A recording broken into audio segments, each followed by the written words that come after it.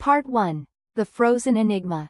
Antarctica, a land of ice and snow, a continent seemingly untouched by the hand of ancient civilizations. A desolate expanse where blizzards rage and temperatures plummet to unimaginable depths.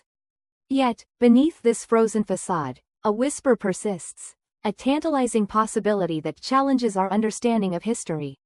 What if, hidden beneath miles of ice, lies the remnants of a lost civilization, a society that thrived in a world vastly different from the one we know today? It's a question that ignites the imagination, a riddle wrapped in an icy enigma. The very thought of a vibrant, flourishing civilization buried beneath the Antarctic ice sheet seems fantastical, almost impossible. But what if the impossible is, in fact, reality? Our current understanding of Antarctica paints a picture of a continent perpetually locked in ice, a hostile environment unsuitable for human habitation, let alone the development of a complex society. Yet, our understanding of Earth's history is constantly evolving, and new discoveries continually reshape our perspectives. The Earth is a dynamic planet, its climate ever-shifting, its continents adrift on a sea of molten rock. What we perceive as permanent can, over vast stretches of time, undergo dramatic transformations. Continents drift, ice ages come and go, and the very face of the planet is resculpted by the forces of nature. Could Antarctica, now a frozen wasteland, once have been a temperate paradise, a land of verdant forests, flowing rivers, and perhaps, a thriving civilization? The idea may seem outlandish, a flight of fancy. Yet, scattered throughout ancient myths and legends are whispers of a lost southern continent, a land of unimaginable beauty and prosperity.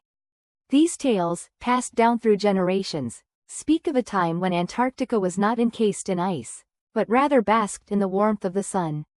Are these simply myths, the product of overactive imaginations? Or could they be echoes of a forgotten truth, fragments of a history buried beneath the ice? The possibility, however remote, is too intriguing to ignore. The scientific community, while understandably cautious, is not entirely dismissive of the idea. Geological evidence suggests that Antarctica was once connected to other landmasses, forming part of the supercontinent Gondwana. During this period, millions of years ago, Antarctica's climate was significantly warmer, and the continent was covered in lush vegetation. Fossil discoveries have revealed evidence of dinosaurs and other prehistoric creatures that once roamed this land, painting a picture of a vibrant ecosystem vastly different from the barren landscape we see today. Could this warm, fertile environment have also supported human life, perhaps even a sophisticated civilization? The challenges to this theory are undeniable. The sheer thickness of the Antarctic ice sheet, in some places reaching miles deep, presents a formidable obstacle to exploration and discovery. The extreme cold, the relentless winds, and the remoteness of the continent make any investigation a logistical nightmare. Yet, despite these challenges, the pursuit of knowledge compels us to explore, to question, to delve deeper into the mysteries that surround us. The possibility of a lost civilization beneath the ice, however unlikely, is a siren call, beckoning us to uncover the secrets hidden within this frozen realm. The evidence, while scant, is tantalizing. Satellite imagery has revealed intriguing anomalies beneath the ice, structures that seem too regular, too symmetrical to be entirely natural. Could these be the remnants of ancient cities, frozen in time?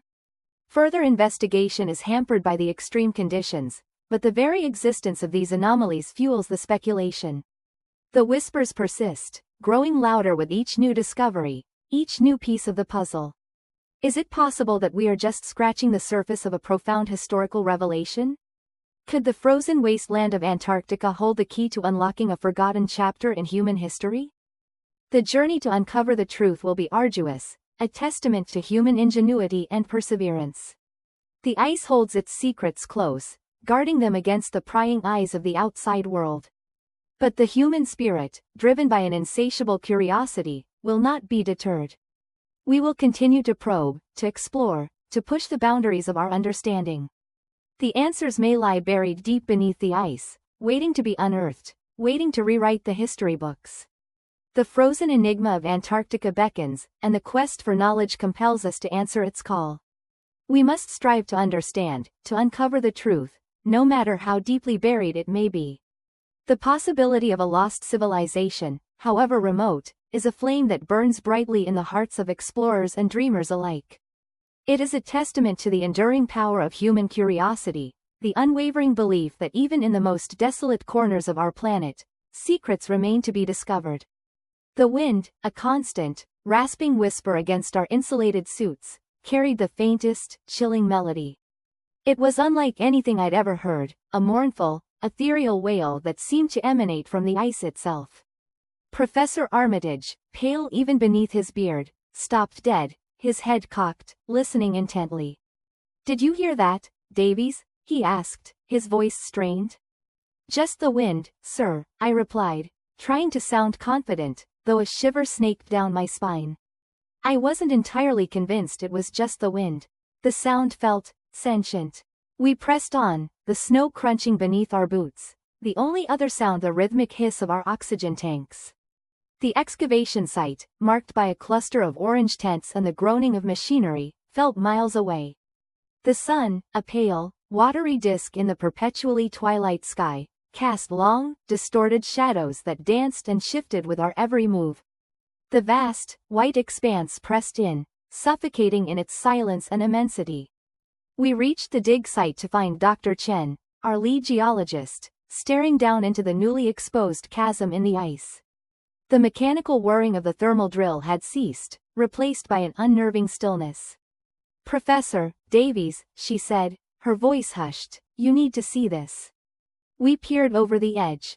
The heat from the drill had melted a circular shaft about 10 meters deep, revealing a layer of perfectly preserved vegetation, lush, green ferns and strange, alien-looking trees, frozen in time. It was a snapshot of a world lost, a world that shouldn't have existed. But it was something else that drew our attention. Nested amongst the flora were structures, buildings, or at least what remained of them. They weren't made of ice, but of a dark, obsidian-like material that shimmered strangely in the dim light. Their architecture was unlike anything I'd ever seen, all sharp angles and sweeping curves, alien and unsettling. "My God," Armitage breathed, his voice awestruck. It's a city." We lowered a camera probe into the chasm, the lens relaying images to a monitor inside one of the tents. The pictures were grainy, but they confirmed our suspicions. This wasn't just a patch of preserved vegetation, it was a sprawling metropolis, frozen beneath the ice for millennia. We saw streets, plazas, and towering structures that defied explanation. One building in particular, a colossal pyramid-like structure, dominated the landscape. Its surface was covered in intricate carvings, symbols that resembled nothing known to any human civilization. The mournful wail returned, louder this time, almost a keening. It seemed to be coming from the chasm itself, from the city beneath the ice. Several members of the expedition exchanged uneasy glances. "Perhaps it's some kind of geological phenomenon," Dr. Chen suggested, her voice trembling slightly. "The shifting ice, trapped air pockets?" But her explanation felt hollow, insufficient. There was something else at play here, something ancient and malevolent. Over the next few days, we worked tirelessly, expanding the excavation site, uncovering more and more of the lost city. Each new discovery brought with it a fresh wave of unease. We unearthed strange, intricate artifacts, tools fashioned from materials unknown to science, and statues of beings that looked disturbingly human, yet subtly wrong. Their eyes, wide and vacant, seemed to follow us, accusing.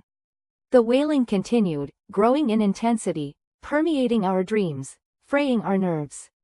The sun, now permanently hidden below the horizon, plunged us into a perpetual twilight. The isolation, the oppressive silence broken only by the wind and the unsettling wail, began to take its toll. Men started whispering, seeing things in the shadows, their faces etched with fear. Then came the disappearances. The first was a young geologist named Peterson. He vanished during his night shift, leaving behind only his discarded thermal suit and a faint trail of footprints leading towards the chasm. We searched for him, calling his name into the howling wind, but found nothing. 2 days later, another member of the expedition, a grizzled veteran named McReady, disappeared under similar circumstances. This time, we found his thermal suit torn to shreds, as if by some savage animal, though there were no animal tracks in the snow. Panic gripped the camp. The wail, now a constant, deafening drone, seemed to mock our fear. We knew, with a chilling certainty, that whatever lay beneath the ice wasn't just a dead city. It was something alive, something aware, and it was hunting us. The next morning, I awoke to find Professor Armitage gone. His tent was empty, the flap torn open, a single, blood-stained glove lying in the snow. Scrawled on the inside of the tent flap, in what looked like his handwriting, were 2 words. "They're awake." The wind, a mournful soprano, keened through the skeletal remains of the alien city. The sun, a pale ghost in the perpetual twilight, cast long, distorted shadows that danced like specters across the glacial plains. We pressed on, deeper into the heart of the frost-locked metropolis, the crunching of our boots the only sound against the desolate backdrop. Each step felt like a transgression, a violation of some ancient, icy sanctity. The structures grew taller as we advanced, their bizarre, organic architecture twisting towards the pallid sky. They resembled colossal, petrified trees, their surfaces covered in intricate carvings that seemed to writhe and shift in the periphery. The carvings depicted scenes of a civilization unlike any we knew, beings with elongated limbs and large, obsidian eyes, engaged in rituals that defied explanation. Some carvings showed them worshipping a celestial body, a swirling nebula unlike anything visible in our night sky. Others showed them, merging, with the very architecture itself, their bodies becoming one with the strange, pulsating walls. The PDA, clutched in Lena's trembling hand, sputtered back to life. The static cleared, and a voice, distorted and whispering, filled the air. It wasn't the same voice we'd heard before. This one was deeper, resonant, laced with a chillingly familiar cadence. They watched, the voice rasped. They waited, and when the time was right, they changed. Changed? David's voice was barely a breath. Changed how? The PDA emitted a high-pitched whine before falling silent again. The sudden quiet was deafening. We huddled closer, the fear, a tangible entity, pressing in on us. We continued our trek, drawn forward by a morbid curiosity we couldn't explain. We reached a colossal structure that resembled a frozen waterfall, its tiered levels intricately carved with the same unsettling imagery. At its base, we found a cavernous entrance, its maw shrouded in an unnatural darkness that seemed to absorb all light.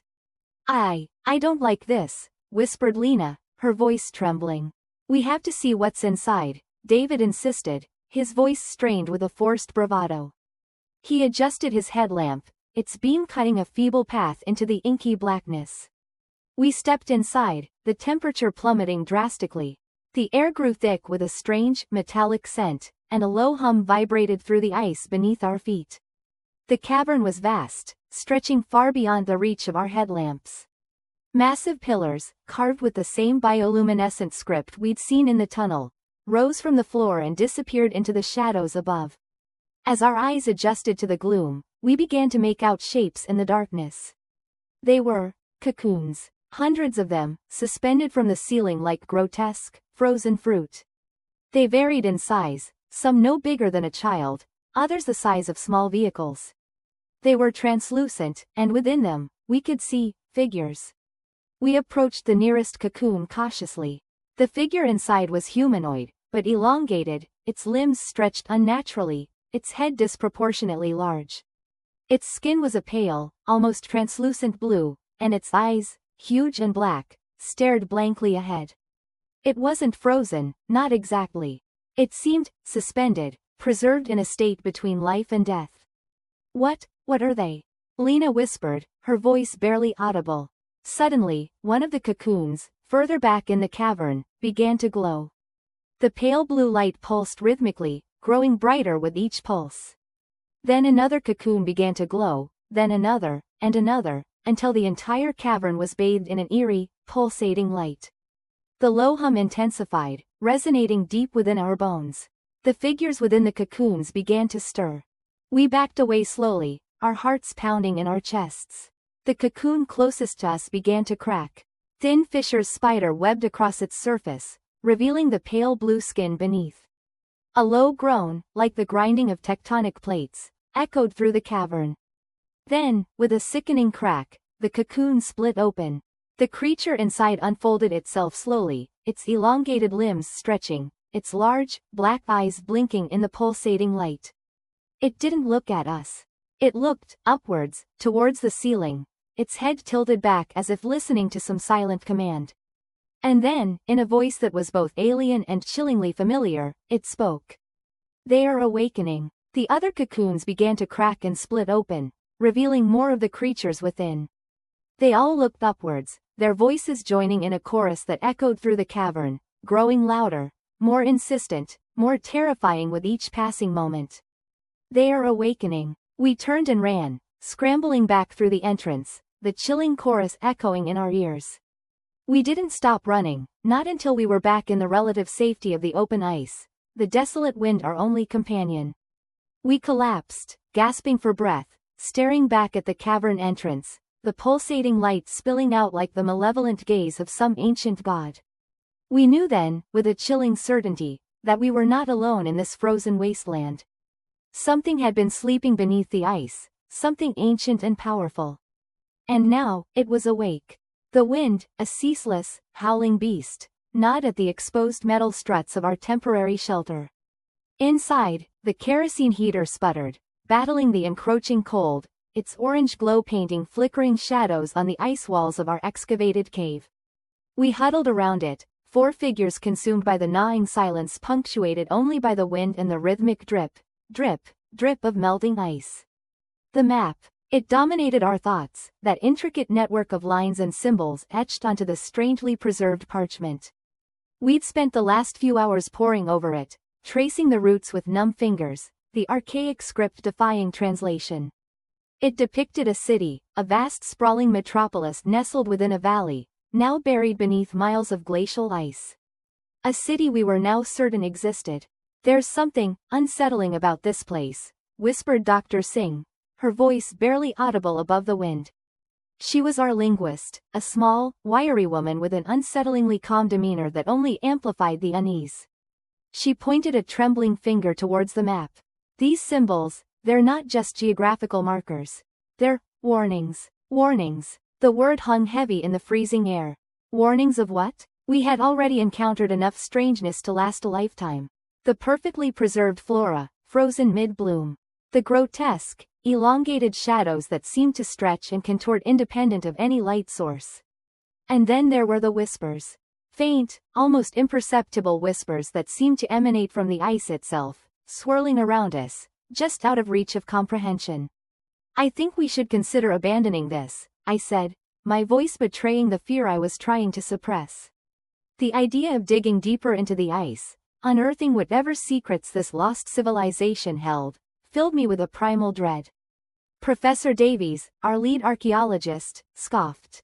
"Abandon? After coming this far? We are on the verge of the greatest archaeological discovery in history. This city, it could rewrite everything we know about human civilization." His eyes, usually filled with a scholarly gleam, now held a feverish intensity. "But at what cost?" Dr. Chen, our geologist, muttered, staring into the flames. He had been increasingly withdrawn since we discovered the first frozen specimens, his usual jovial demeanor replaced by a brooding silence. The argument was cut short by a sudden, sharp crack from deep within the ice.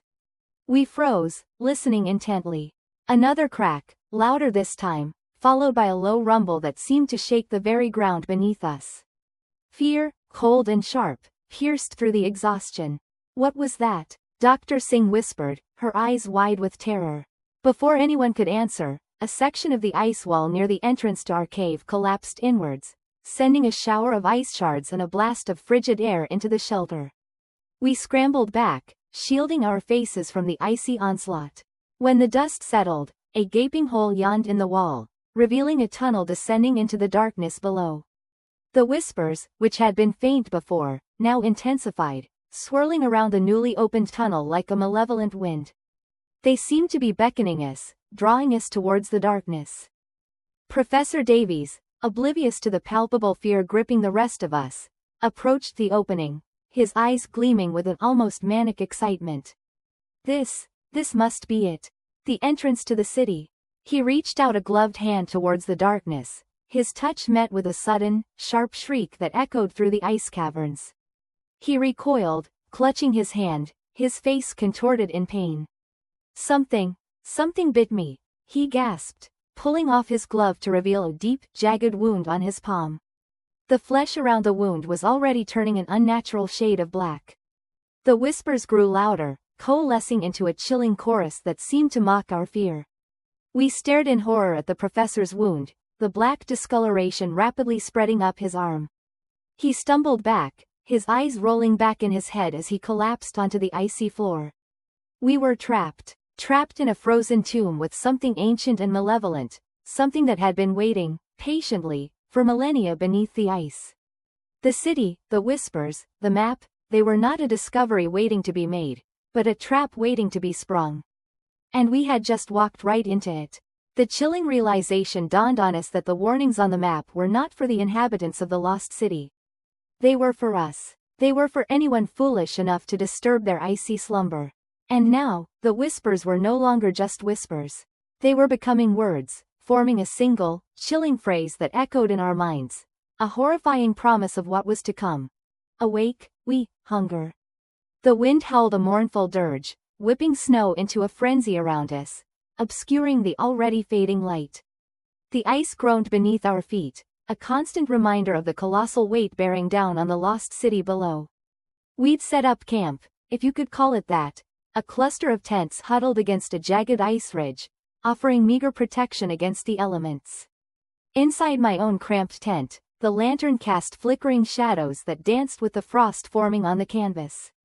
I shivered, not just from the cold but from the unsettling sense of being watched. The initial excitement of the discovery had worn thin, replaced by a gnawing unease. The strange, almost musical humming that permeated the ice during the day had ceased with the setting sun, but the silence that followed was even more unnerving. It was a heavy, pregnant silence, the kind that precedes a scream. Earlier, we'd managed to excavate another section of the ice, revealing more of the city's architecture. The buildings, constructed from a dark, obsidian-like material, were adorned with intricate carvings, unlike anything we'd ever seen. Depictions of strange, elongated figures with large eyes and delicate, bird-like hands were etched into the walls, frozen mid-gesture, mid-life. Their frozen expressions haunted me, a mixture of serenity and something akin to anticipation. Dr. Alvarez, our resident anthropologist, was ecstatic, poring over the carvings with a manic energy. He muttered about a missing link, a civilization that predated recorded history. He seemed oblivious to the growing sense of dread that had settled over the rest of the expedition. That evening, as we huddled around a sputtering camp stove, sharing meager rations, the radio crackled to life. It was base camp, their voices thin and distorted through the static. Team Alpha, do you read? We're experiencing some unusual readings.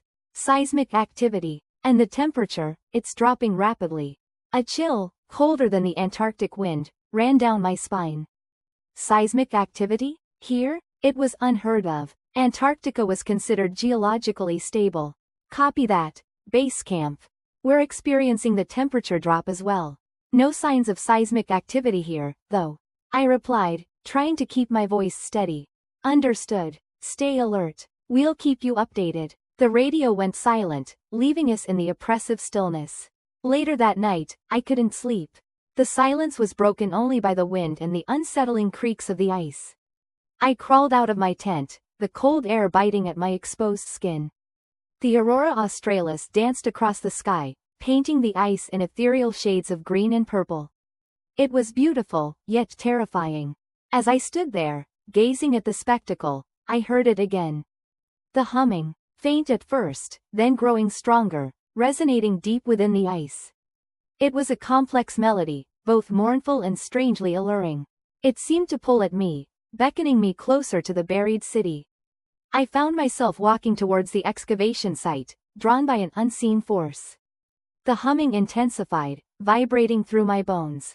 I reached the edge of the pit, peering down into the darkness. The lantern light barely penetrated the depths, revealing only glimpses of the frozen structures below. And then I saw it. Movement. A flicker of something in the shadows.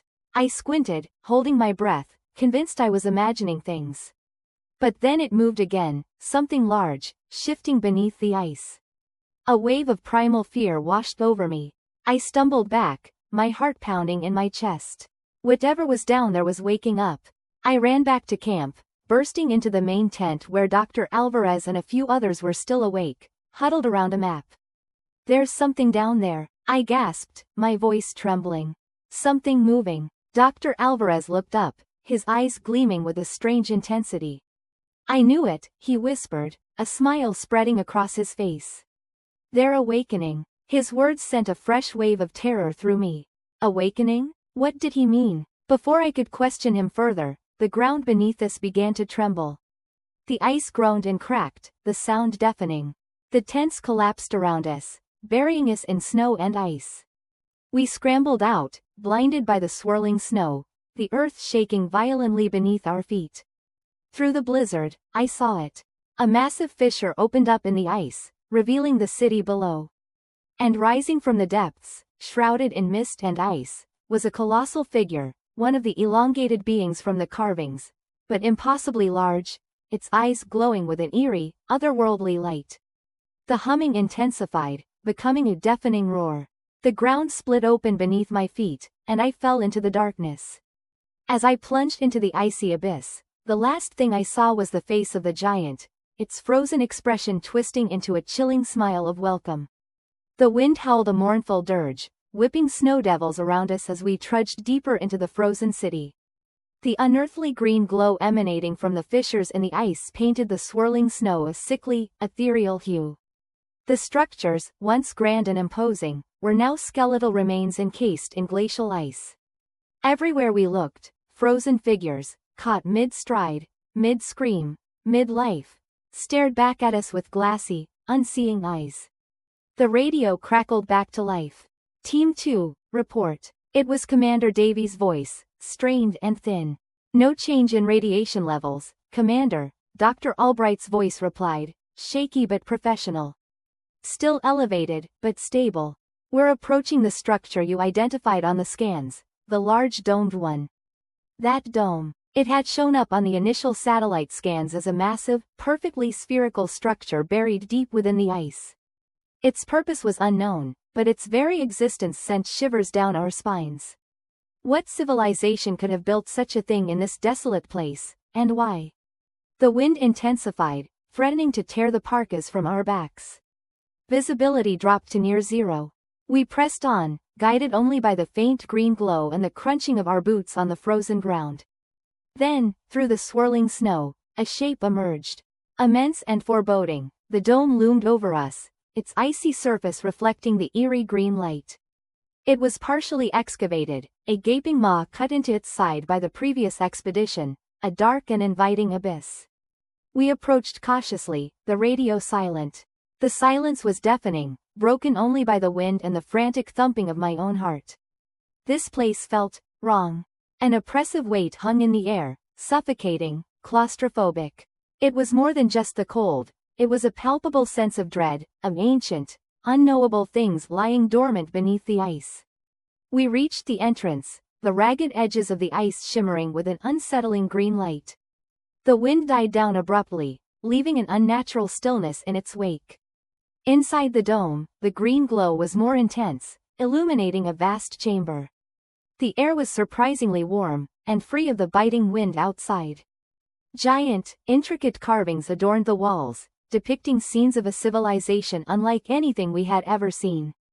They weren't human, not quite. Slender, with elongated limbs and large, almond-shaped eyes, they were depicted in flowing robes, engaging in rituals around strange, glowing orbs. Some carvings showed them constructing massive structures, their technology seemingly far beyond our own. Others showed something far more disturbing. Frozen in the center of the chamber, a large group of these beings was gathered around a central platform. They were not carved into the walls, they were real, flash-frozen in time, their expressions contorted in a mixture of fear and awe. On the platform, a pulsating green orb emitted the unnatural light that permeated the entire city. It throbbed with a slow, rhythmic pulse, casting long, dancing shadows across the chamber. Dr. Albright approached the platform cautiously, his radiation detector clicking rapidly. "The energy readings are off the charts," he muttered, his voice trembling. This thing is the source of the radiation." He reached out a gloved hand towards the orb. "Don't touch it," I yelled, a primal fear gripping my throat. But it was too late. The moment his hand made contact with the orb, the chamber filled with a deafening hum. The green light intensified, blinding us. The ground beneath our feet began to tremble. Then, the frozen figures began to move. Their glassy eyes flickered open, burning with an unnatural green light. They turned towards us, their faces contorted in silent screams, their mouths opening to reveal rows of sharp, needle-like teeth. The radio crackled to life, Commander Davies' voice filled with panic. "Team 2, what's happening? Report." But we couldn't report. We were frozen in place, paralyzed by terror as the resurrected beings advanced. The orb pulsed faster, the hum growing louder, the green light intensifying until it was all we could see. Then, a wave of icy cold washed over us, colder than the Antarctic wind, colder than anything I had ever experienced. It seeped into our bones, freezing us from the inside out. The last thing I saw before the darkness consumed me was the horrifying grin of one of the creatures, its green eyes burning into my soul. And I knew, with chilling certainty, that we had awakened something ancient, something powerful, something that should have remained frozen in the ice for eternity. We had made a terrible mistake. The wind howled a mournful dirge as we pressed deeper into the city, the cyclopean structures looming over us like frozen gods. The unnatural silence, punctuated only by the wind and the crunch of our boots on the ancient, icy streets, was oppressive. Every shadow seemed to hold a secret, every frozen edifice a silent scream. The uneasiness that had settled in my stomach back at the strange, floral mural had blossomed into a full-blown dread, a cold, creeping fear that sunk its icy tendrils into my bones. We followed the path cleared by the drone, its blinking light a fragile beacon in the encroaching twilight. The structures around us grew more intricate, more alien. Buildings shaped like spiraling shells, others resembling colossal, segmented worms frozen mid-crawl. Everywhere, the same unnervingly organic architecture, a fusion of the natural and the impossibly engineered. And then we saw it. Embedded in the icy wall of a structure that looked like a giant, petrified flower was a window, or what remained of one. The ice hadn't completely filled it, leaving a small, warped pane of what looked like incredibly strong glass. Peering inside, we saw a room, frozen in time. Furniture crafted from a dark, polished wood, unlike anything I'd ever seen, sat undisturbed. Intricate tapestries, their colors surprisingly vibrant despite the millennia of ice, hung on the walls, depicting scenes of strange, bioluminescent flora and fauna. And then my eyes fell on the figures. 3 of them, seated around a low table. They weren't skeletons, not in the traditional sense. Their flesh, though shrunken and desiccated, clung to their bones. Their skin, a sickly, grayish-green, was stretched taut across their faces, revealing grotesque, exaggerated features. Their eyes, wide and staring, seemed to follow us, even through the thick pane of ice. One had its hand outstretched, as if reaching for something on the table, a gesture frozen for eternity. A gasp escaped Nadia's lips. Even hardened McReady, his face pale beneath his beard, took a step back. I felt a shiver crawl down my spine, colder than the Antarctic wind. These weren't just bodies, they were snapshots of lives abruptly ended, their final moments preserved in macabre detail. We moved on, the image of the frozen figures seared into my mind. The drone's path led us to a large, open plaza, dominated by a colossal statue. It depicted a humanoid figure, but its proportions were subtly wrong, elongated and unsettling. Its head was large and bulbous, its eyes massive and vacant, staring up at the eternally twilight sky. It held a strange, stylized object in its upraised hand, something that looked like a combination of a scepter and a living plant. What is that?" Nadia whispered, her voice barely audible above the wind. McReady shook his head, his eyes fixed on the statue. "I don't know, but I don't like it." As we approached the statue, the drone suddenly veered off course, its light flickering erratically. It began to spin wildly, its camera feed distorted by static. Then, with a final sputter, it went dark. Damn it, McReady swore, hitting the control panel on his wrist. Lost the feed. Something's interfering with the signal. We were plunged into near darkness, the only light coming from our headlamps. The towering statue loomed over us, its vacant eyes seeming to bore into us.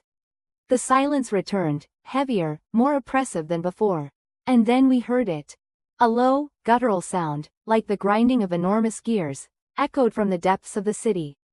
It grew louder, closer, accompanied by a rhythmic thumping, like a gigantic heart beating beneath the ice. The ground beneath our feet began to vibrate. "What the hell is that?" Nadia asked, her voice laced with fear. McReady shone his headlamp towards the source of the sound. His face went white as a sheet. "We need to move," he said, his voice strained. "Now." He pointed towards a narrow alleyway between two of the organic buildings. We ran, the ground shaking violently beneath our feet. The grinding sound intensified, the thumping getting louder, closer. We could feel the vibrations in our bones, in our teeth. It felt like the city itself was coming alive. As we reached the alleyway, something moved in the shadows at the far end. Something large, something that shouldn't have been moving. My headlamp beam caught it for a split second. A glimpse of something huge, something with segmented limbs and glistening, chitinous armor. Something that looked unsettlingly like the colossal, segmented worms we had seen earlier, only this one was moving, and it was much, much bigger.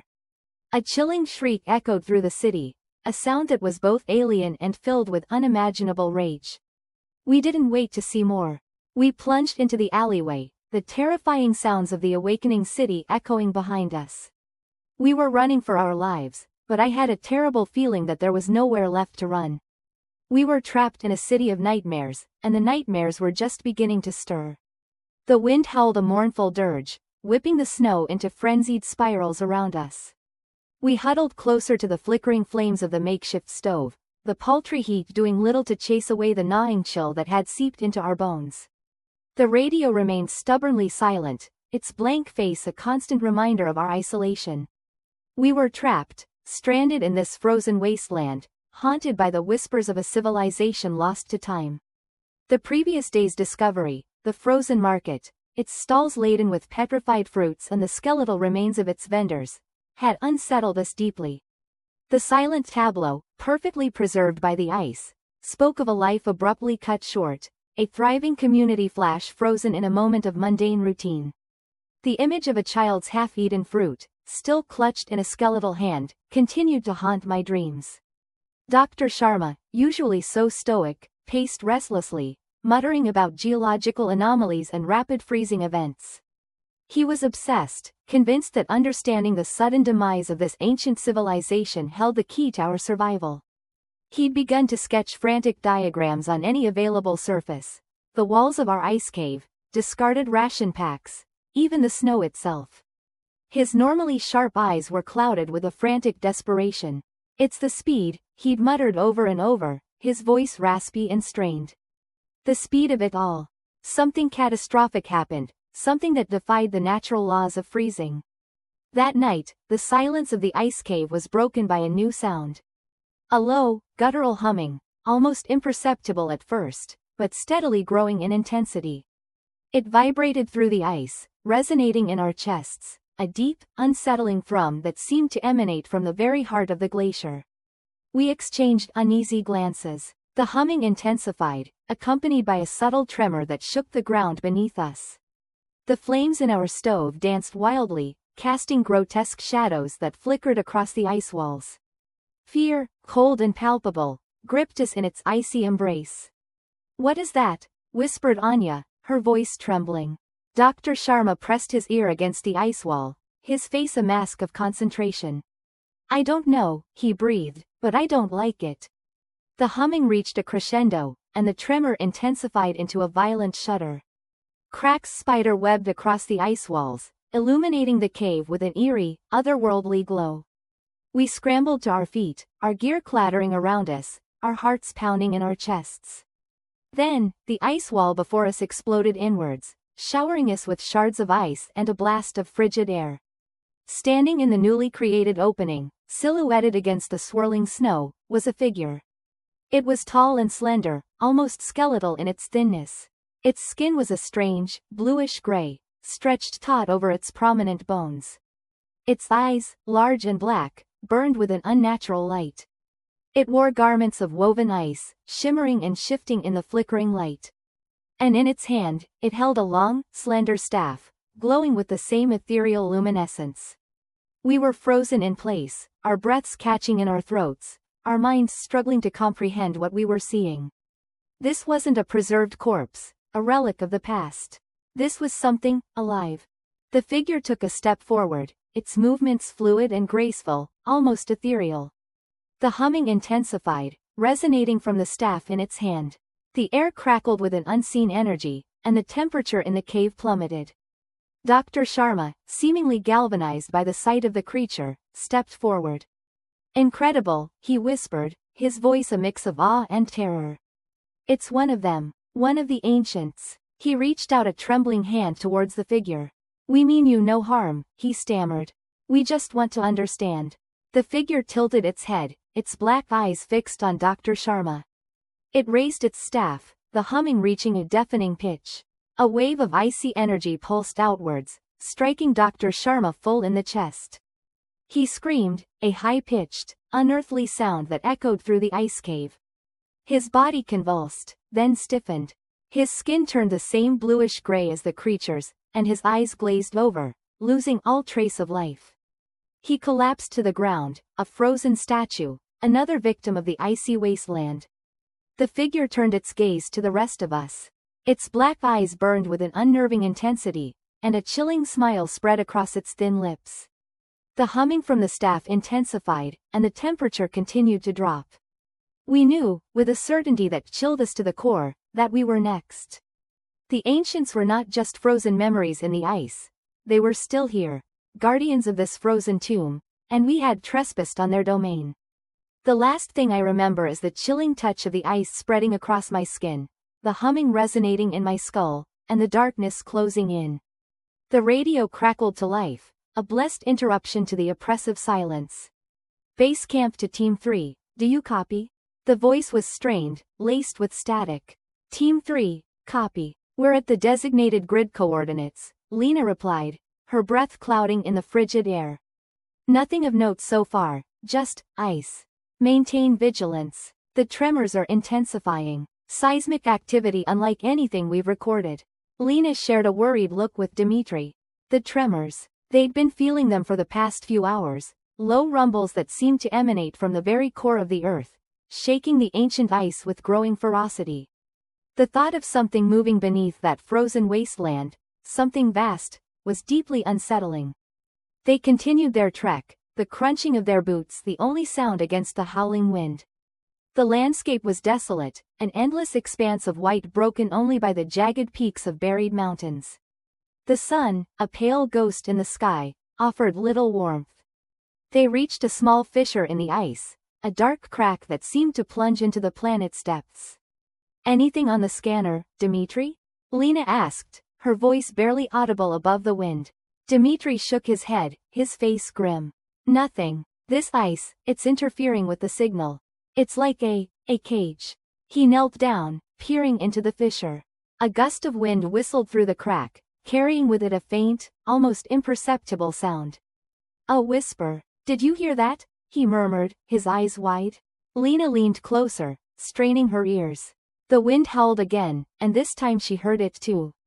Not just a whisper, but a chorus of them, rising from the depths of the fissure, a mournful, chilling lament. "It's coming from down there," Lena whispered, a shiver crawling down her spine. Dmitri pulled a flare from his pack, ignited it, and tossed it into the fissure.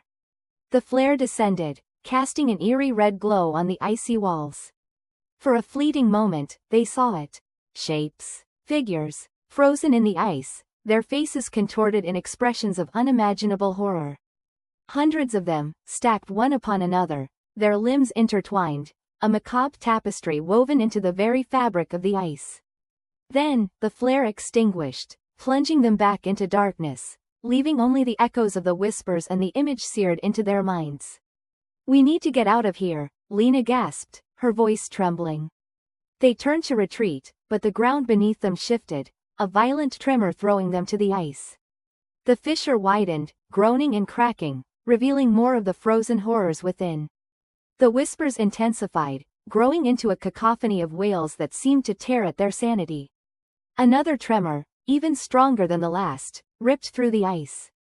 A colossal crack spider webbed across the frozen landscape, extending towards them with terrifying speed. Beyond the crack, something moved. Something massive. A shape began to rise from the depths, slowly, inexorably, its form obscured by swirling snow and ice. Dmitri scrambled to his feet, pulling Lena up with him. "Run!" he yelled, his voice raw with terror. They ran, the ice groaning and shifting beneath their feet, the chilling wails pursuing them. The shape continued to rise, its sheer scale defying comprehension. It was a city, or what remained of one. Buildings, twisted and broken, encased in ice, reached towards the sky like skeletal fingers. As they ran, Lena glanced back. In the heart of the rising city, she saw it. A structure unlike any they'd encountered before. A colossal pyramid, its surface covered in intricate carvings, glowing with an unnatural, pulsating light. The whispers seemed to emanate from this structure, a beacon of dread in the desolate landscape. The tremors intensified, the ice cracking and splitting around them. The city continued to rise, revealing more of its horrifying secrets. Frozen figures, their faces twisted in silent screams, lined the streets, their outstretched arms seeming to plead for help. Lena stumbled, falling to her knees. Dmitri stopped, turning back to her. "We have to go, Lena," he screamed, his face etched with desperation. But Lena couldn't move. She was transfixed by the pyramid, by the pulsating light, by the chilling whispers that seemed to be calling her name. She felt a strange pull, a compulsion to approach it, to understand its secrets, even if it meant her doom. Dmitri reached for her, his hand outstretched. But it was too late. The ice beneath them gave way, and they plunged into the darkness. The last thing Lena saw, before the icy embrace of the ancient city swallowed her whole, was the pyramid, glowing with malevolent light, and the frozen faces of the long dead, their silent screams echoing in her ears. Part 10. The Silent Chorus. The wind howled a mournful dirge across the desolate plains, a sound that seemed to emanate from the ice itself, a symphony of ancient sorrow. The unearthly glow emanating from the chasm had intensified, painting the swirling snow a sickly green. We pressed onward, our dwindling supplies a constant reminder of our precarious situation. The radio remained stubbornly silent, a stark symbol of our isolation. We reached the edge of the chasm. It was far wider and deeper than we had anticipated, a gaping maw in the earth, swallowing the light and exhaling a chilling breath of icy air. The green luminescence pulsed from its depths, casting eerie shadows that danced and writhed like tormented spirits. Ropes were secured, and one by one, we began our descent into the unknown. The air grew progressively warmer as we descended, an unsettling contrast to the biting winds above. The green glow permeated everything, illuminating the smooth, almost polished walls of the chasm. The ice here was different. It wasn't the opaque white of the surface, but a translucent emerald, shot through with veins of darker green, almost black, that pulsed faintly with the light. It felt alive. As we reached the bottom, the chasm opened into a vast cavern. The source of the green light became apparent. Giant, pulsating crystals, some the size of small cars, sprouted from the cavern floor and walls, casting long, shifting shadows. Their surfaces were covered in intricate, almost fractal patterns that seemed to shift and change before our eyes. The air hummed with an almost imperceptible vibration, a low, resonant thrum that resonated deep within our chests. And then we saw them. Frozen within the translucent ice, encased like insects in amber, were figures. Hundreds of them, not the desiccated husks we had found in the city, but perfectly preserved, their features eerily lifelike. They were dressed in elaborate robes of woven plant fibers, adorned with intricate jewelry made of the same pulsating green crystal. Their expressions were serene, almost peaceful, as if they had simply fallen asleep. But their eyes were open, staring blankly ahead, reflecting the emerald light like tiny, lifeless jewels. "They're beautiful," breathed Anya, her voice barely a whisper. But something about their serene expressions unnerved me. It wasn't peace I saw in their frozen gaze, but something far more disturbing. Resignation. Acceptance. We moved deeper into the cavern, our boots crunching on the thin layer of frost that coated the floor. The crystals grew larger, their pulsating light intensifying. The air thrummed louder, the vibration now a palpable force against our skin. And the figures in the ice, they seemed to multiply. Thousands of them, stretching into the darkness, a silent, frozen audience. Then, I saw it. At the far end of the cavern, bathed in the emerald glow, was a structure. It was unlike anything we had seen in the ruined city above. This was not built of stone, but of the same pulsating green crystal that filled the cavern. It was enormous, its architecture complex and alien, defying any earthly comparison.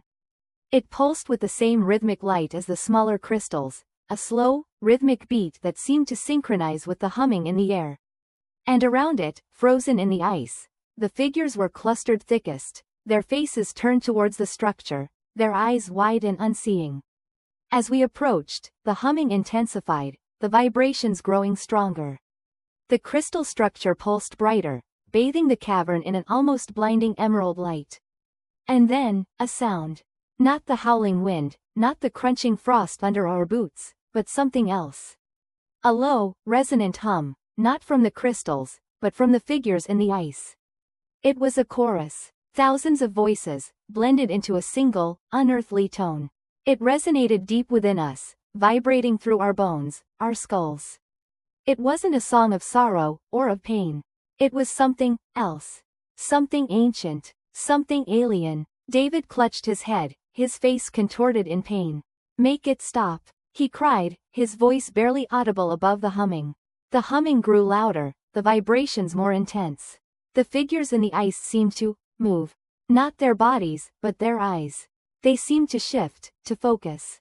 To look at us. Terror, raw and primal, gripped me. This was not a tomb.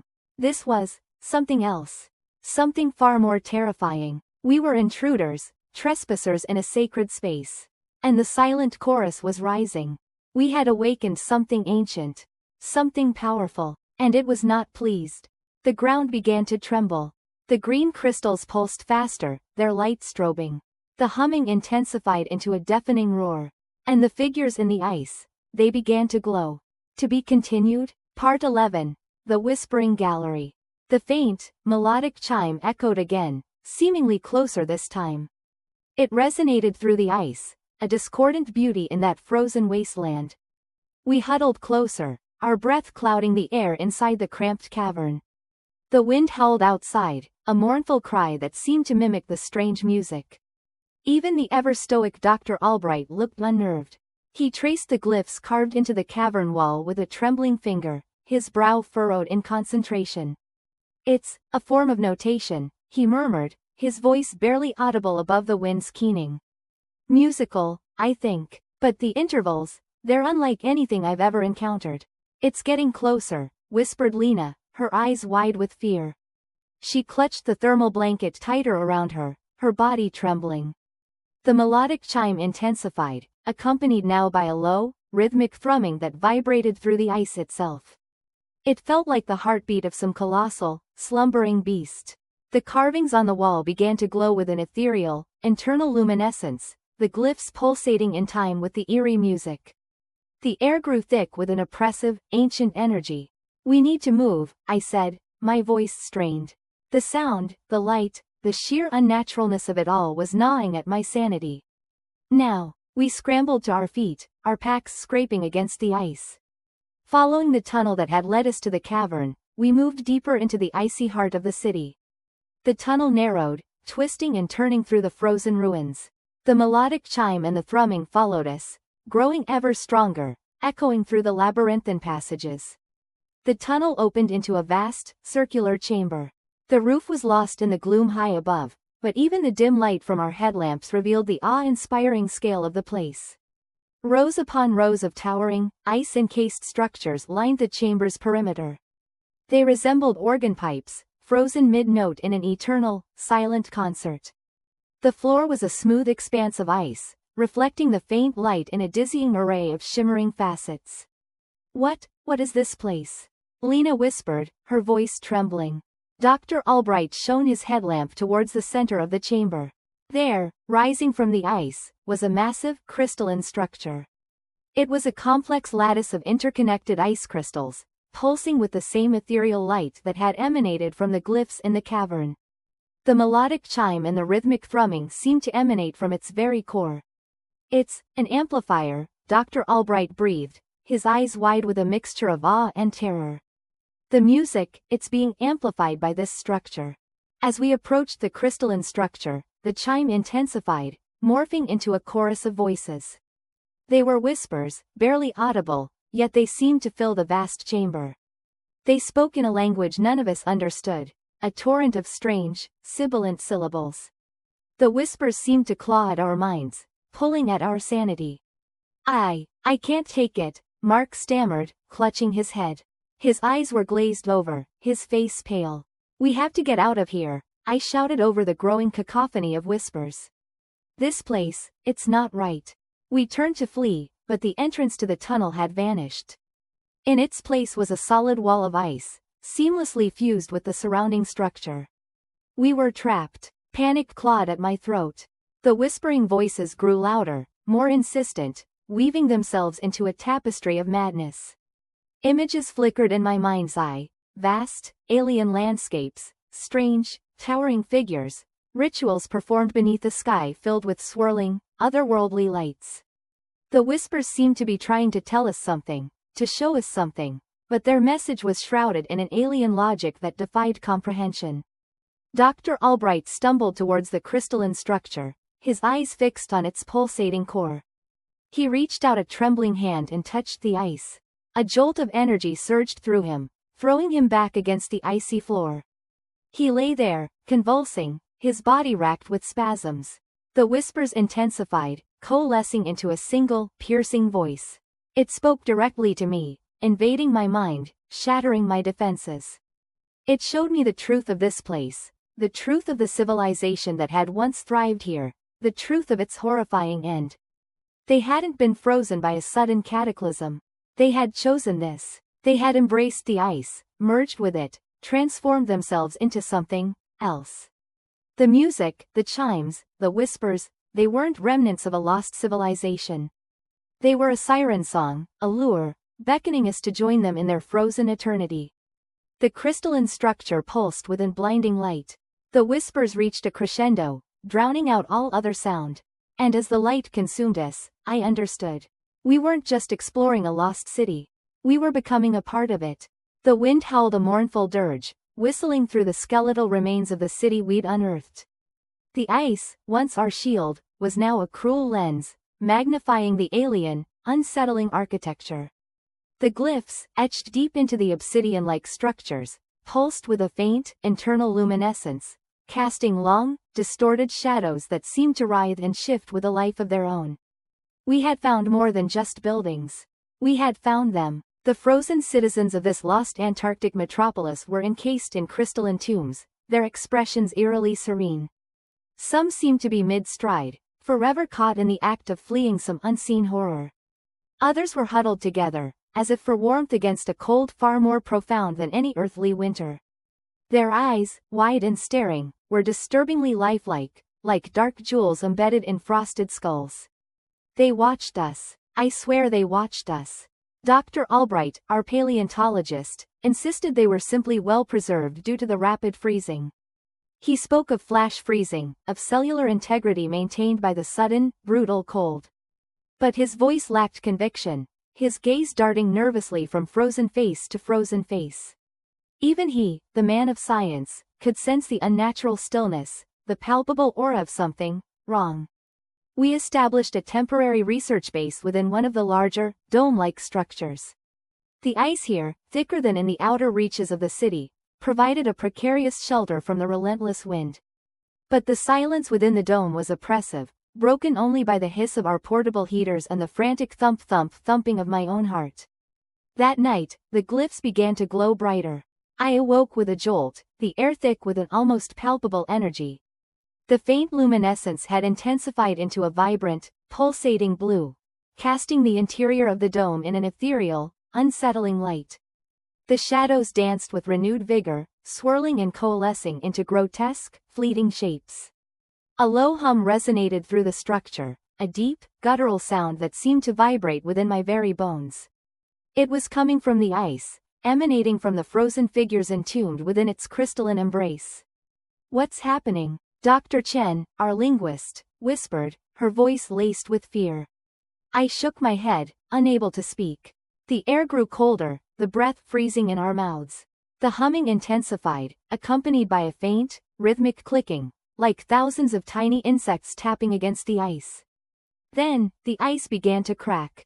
Hairline fractures spider-webbed across the frozen surfaces, spreading outwards from the embedded figures.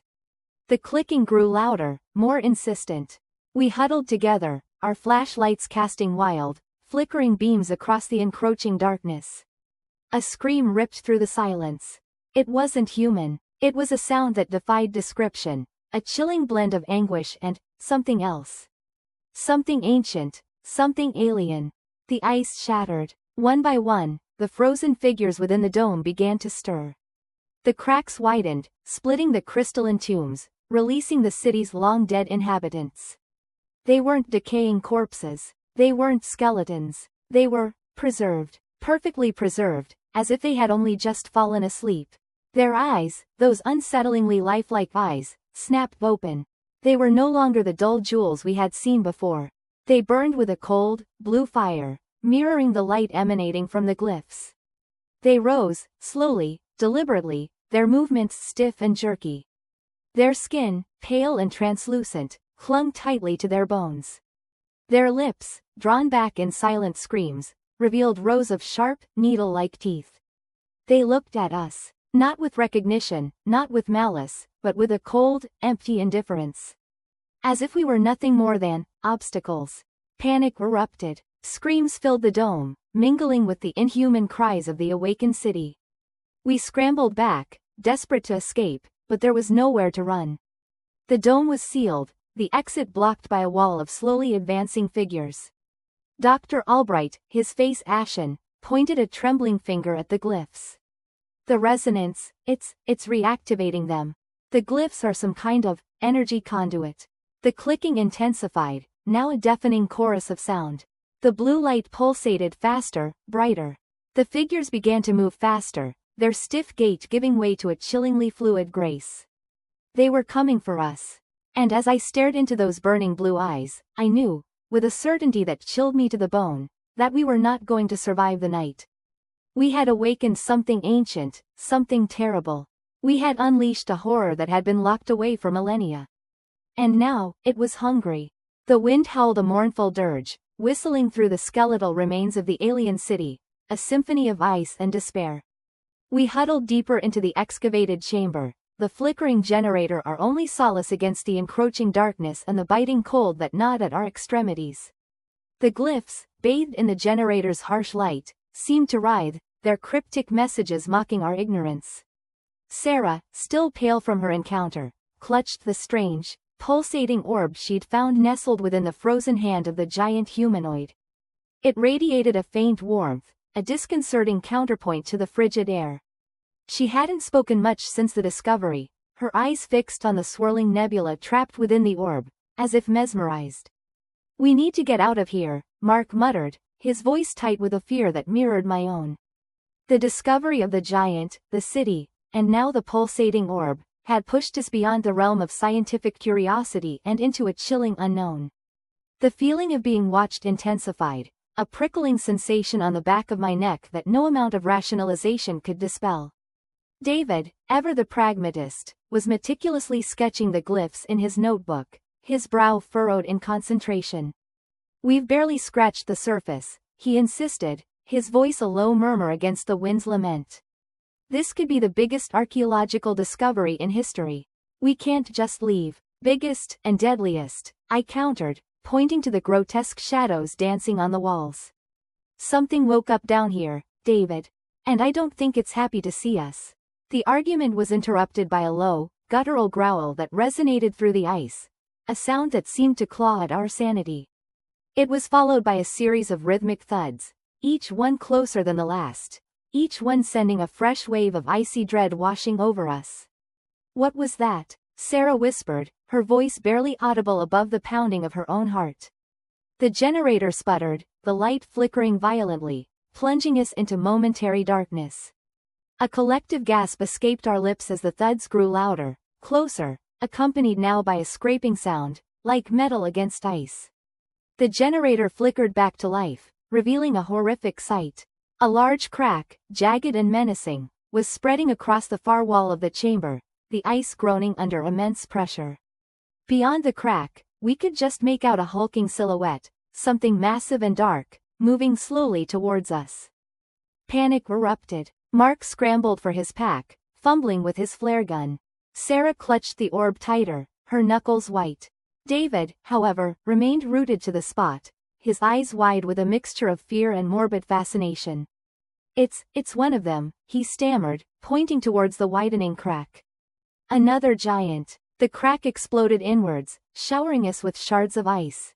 The silhouette emerged, towering over us, its form shrouded in shadow. It was indeed another giant, even larger than the one Sarah had discovered, its skin a sickly gray-green, its eyes glowing with an unnatural luminescence. The giant raised a massive, clawed hand, and a chilling silence descended upon the chamber. The air crackled with an unseen energy, and the pulsating orb in Sarah's hand began to glow brighter, resonating with the giant's presence. Suddenly, Sarah screamed, dropping the orb. It rolled across the ice, coming to rest at the giant's feet. The creature lowered its gaze to the orb, its glowing eyes fixated on the swirling nebula within. As the giant reached for the orb, a low, melodic hum filled the chamber, emanating from the orb itself. The hum intensified, growing into a high-pitched whine that resonated deep within our bones. The ice around us began to vibrate, and the walls of the chamber trembled. The giant recoiled, its hand hovering just inches above the orb. It let out a deafening roar, a sound filled with pain and rage. The hum intensified further, and the orb pulsed with blinding light. Then, everything went white. When my vision cleared, the chamber was gone. We were no longer surrounded by ice and ancient glyphs. We stood on a vast, desolate plain, under a sky of swirling green and purple. The air was thick and heavy, and the ground beneath our feet was a strange, metallic substance. In the distance, towering structures rose from the landscape, their surfaces etched with the same cryptic symbols we had seen in the ice cave. The giant was gone. The orb was gone. We were alone, stranded in a place that defied comprehension, a place that felt both alien and eerily familiar. The wind howled around us, carrying a whisper, a voice that seemed to echo from the depths of time. Welcome home. Part 14. The Whispers of the Frozen City. The wind howled a mournful dirge, whipping snow devils across the desolate expanse. The faint, pulsating hum from beneath the ice grew stronger, a constant, unsettling thrum that vibrated through our boots and up our spines. We were camped precariously close to the fissure, the gaping maw in the ice that offered us a tantalizing glimpse into the frozen city below. The image from the drone was projected onto a makeshift screen inside our largest tent, the ethereal glow casting flickering shadows on our faces. The drone, equipped with powerful lights, had descended deep into the fissure, navigating the treacherous crevasses. What it revealed was both breathtaking and horrifying. Towers of a strange, opalescent material, seemingly carved from ice itself, rose from the frozen landscape below. Intricate carvings adorned their surfaces, depicting figures with elongated limbs and unsettlingly large eyes. Streets paved with a dark, glassy substance wound through the city, now buried under layers of ice and snow. And everywhere, frozen figures, locked in eternal stillness, their faces contorted in expressions of unimaginable terror. It's like Pompeii, whispered Dr. Chen, her voice barely audible above the wind. But frozen, not burned. The drone's camera panned across the scene, revealing more details. We saw plazas with frozen fountains, intricately crafted statues, and buildings that seemed to defy gravity, their architecture unlike anything we'd ever encountered. Then, the drone reached a large, circular structure in the city's center. It resembled an amphitheater, but its purpose remained a mystery. Suddenly, the feed flickered. Static filled the screen. "What's happening?" demanded Captain Dubois, his voice tight with apprehension. "I don't know," stammered Davies, the drone pilot, frantically working the controls. "I'm losing signal." Then, just as abruptly as it began, the static cleared. The image returned, but something was different. A faint, ethereal glow emanated from the central structure. And then we heard it. A whisper. It was faint, almost imperceptible, carried on the wind through the drone's microphone. It sounded like a chorus of voices, speaking in a language we didn't understand. "Did you hear that?" I asked, my heart pounding against my ribs. Everyone nodded, their faces pale. "It's coming from the city," Davies whispered, his eyes wide with fear. The whispers grew louder, more insistent, filling the tent with an unsettling presence. They seemed to be calling out to us, beckoning us down into the icy depths. "We need to get the drone out of there," Dubois ordered, his voice strained. Davies frantically tried to maneuver the drone back up the fissure, but it was unresponsive. It hovered over the central structure, as if held captive by an unseen force. The whispers intensified, morphing into a chilling wail that seemed to penetrate our very bones. The drone's camera shook violently, and then the screen went black. Silence descended upon the tent, heavy and oppressive. The only sound was the relentless wind howling outside. We stared at the blank screen, our minds reeling. What had we just witnessed? What were those whispers? And what had happened to the drone? A sense of dread settled over us, colder than the Antarctic ice. We knew, with a chilling certainty, that we weren't alone. Something was down there, in the frozen city, and it was aware of our presence. "We need to leave," Dr. Chen whispered, her voice trembling. "We need to leave now." But leaving wasn't an option. The storm had intensified, making any attempt to move our equipment impossible. We were trapped, stranded on the edge of a terrifying discovery, with the chilling whispers of the frozen city echoing in our ears. The long, dark Antarctic night stretched before us, filled with an unbearable tension. We huddled together in the tent, listening to the wind howl, each gust seeming to carry with it the faint whispers from below. We knew, with a growing sense of dread, that whatever was down there wouldn't remain silent for long. We were intruders in its frozen domain, and it was waiting for us. As the hours crept by, the whispers grew louder, more distinct. They seemed to be weaving themselves into a chilling narrative, a story of a great civilization felled by a sudden, catastrophic event. A story of fear, desperation, and revenge. The ice beneath our feet seemed to vibrate with the whispers, the entire landscape alive with an ancient, malevolent energy. We knew, with a sickening certainty, that the frozen city wasn't just a relic of the past. It was a tomb, waiting to be opened. And we were the key. The wind howled, a mournful dirge echoing the silent screams trapped within the ice. We pressed on, deeper into the city revealed, its skeletal structures reaching out from the glacial grip like the bones of some forgotten leviathan. The cyclopean buildings, once shimmering with an unknown technology, now wore shrouds of frost and snow. We were ghosts walking through a graveyard of a civilization we couldn't comprehend. The strange glyphs, which we'd first encountered on the obsidian obelisk, were everywhere. Etched into the frosted walls, carved into the frozen plazas, even adorning the skeletal remains we occasionally unearthed, half melted from their icy tombs.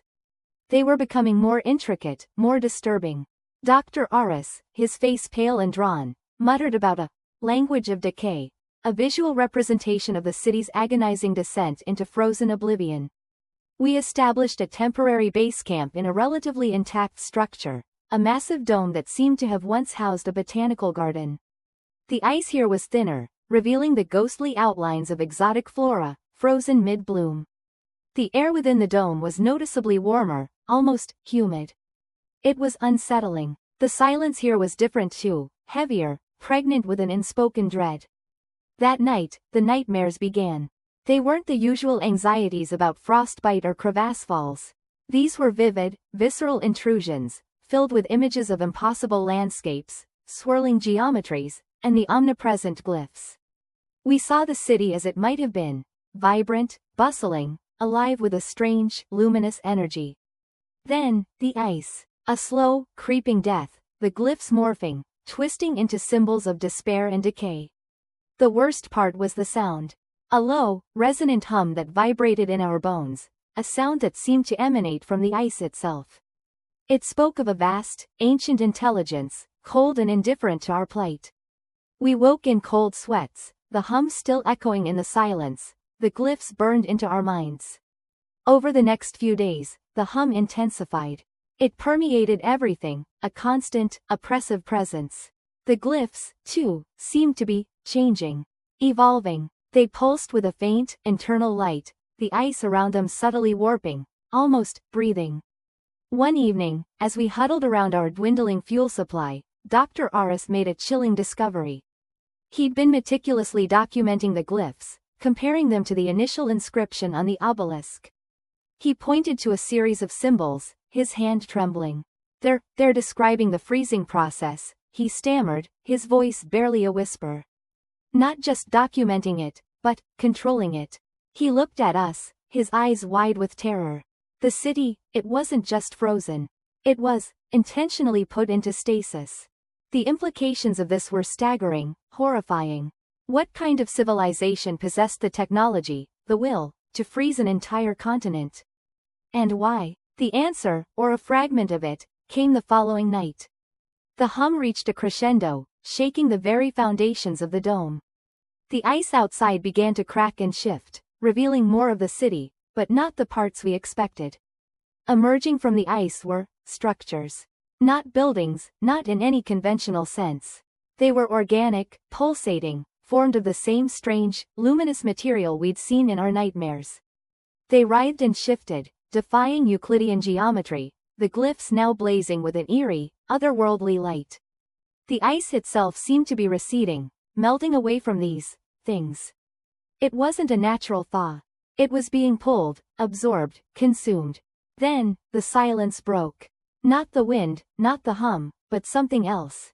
A series of clicks, chirps, and guttural groans, echoing from the depths of the newly revealed structures. A language, alien and incomprehensible, yet filled with a chilling sentience.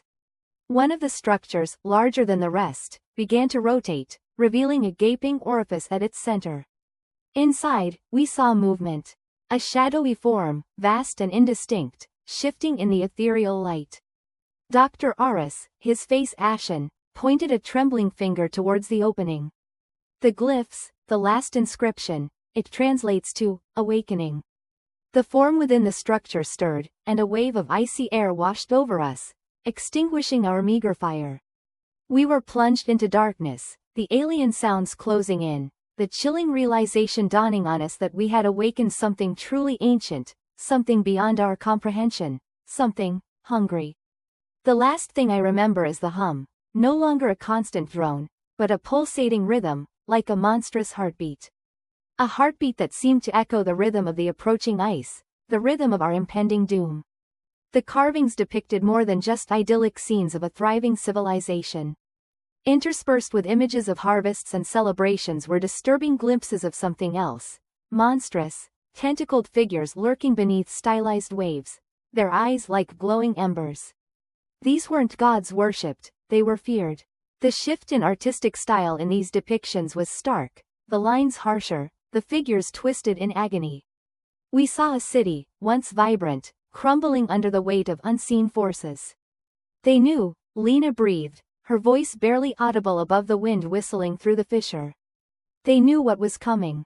The implication was chilling. This wasn't a sudden ice age. This was something else, something planned. We pressed deeper into the fissure, the air growing colder and thinner.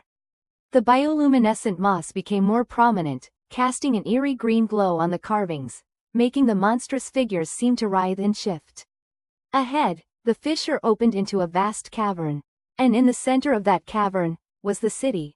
Not buried under ice, but perfectly preserved, as if encased in a giant, crystal-clear geode. Buildings of a strange, obsidian-like material stood tall, their intricate architecture a testament to a forgotten ingenuity.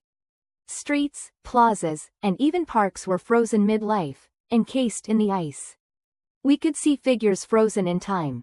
A market stall with its vendor still clutching a basket of strange, glowing fruits.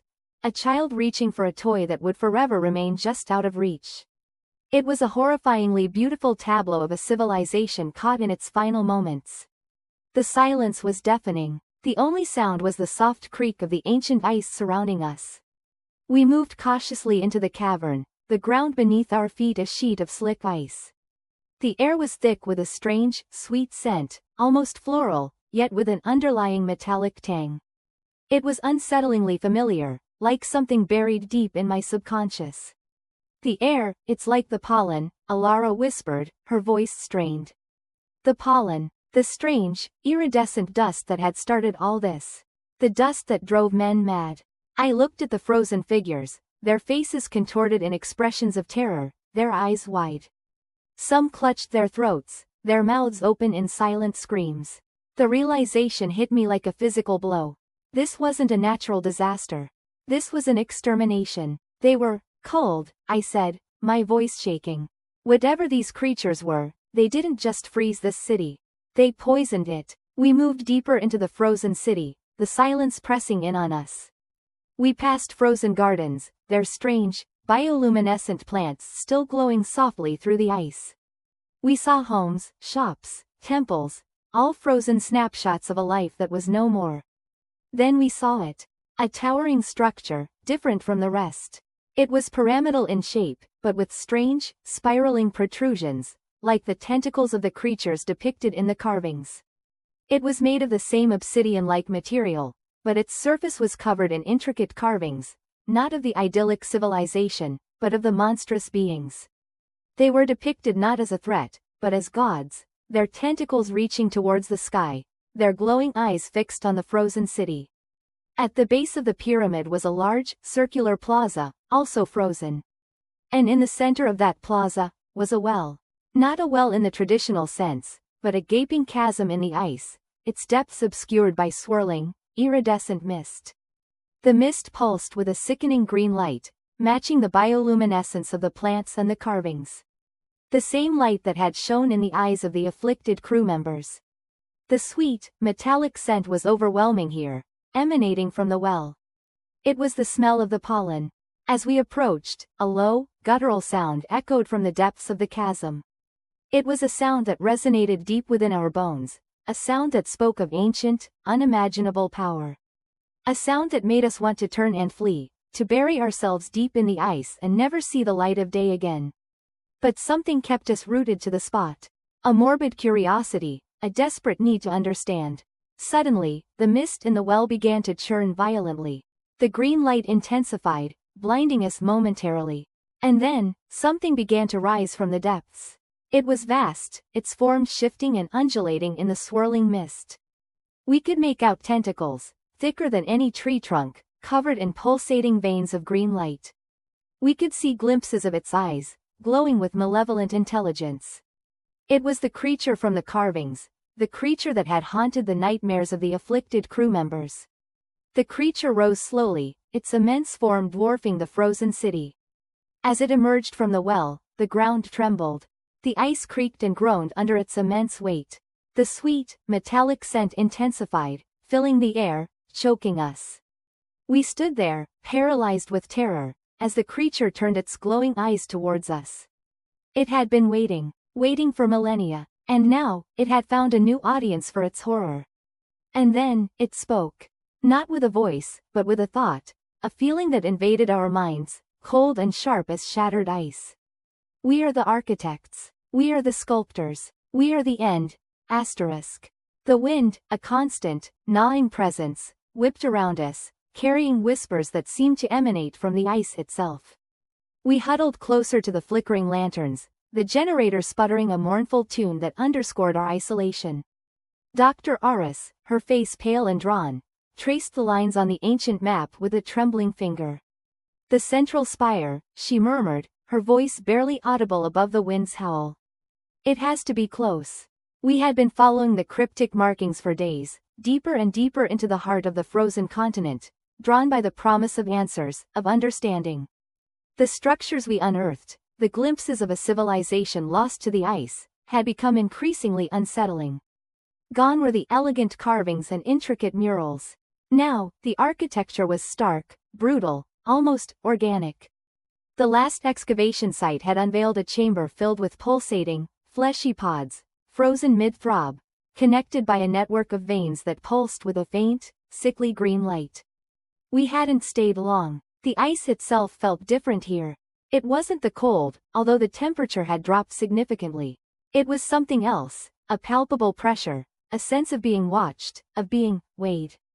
The silence, broken only by the wind and the generator's wheezing, was oppressive, heavy with unspoken secrets.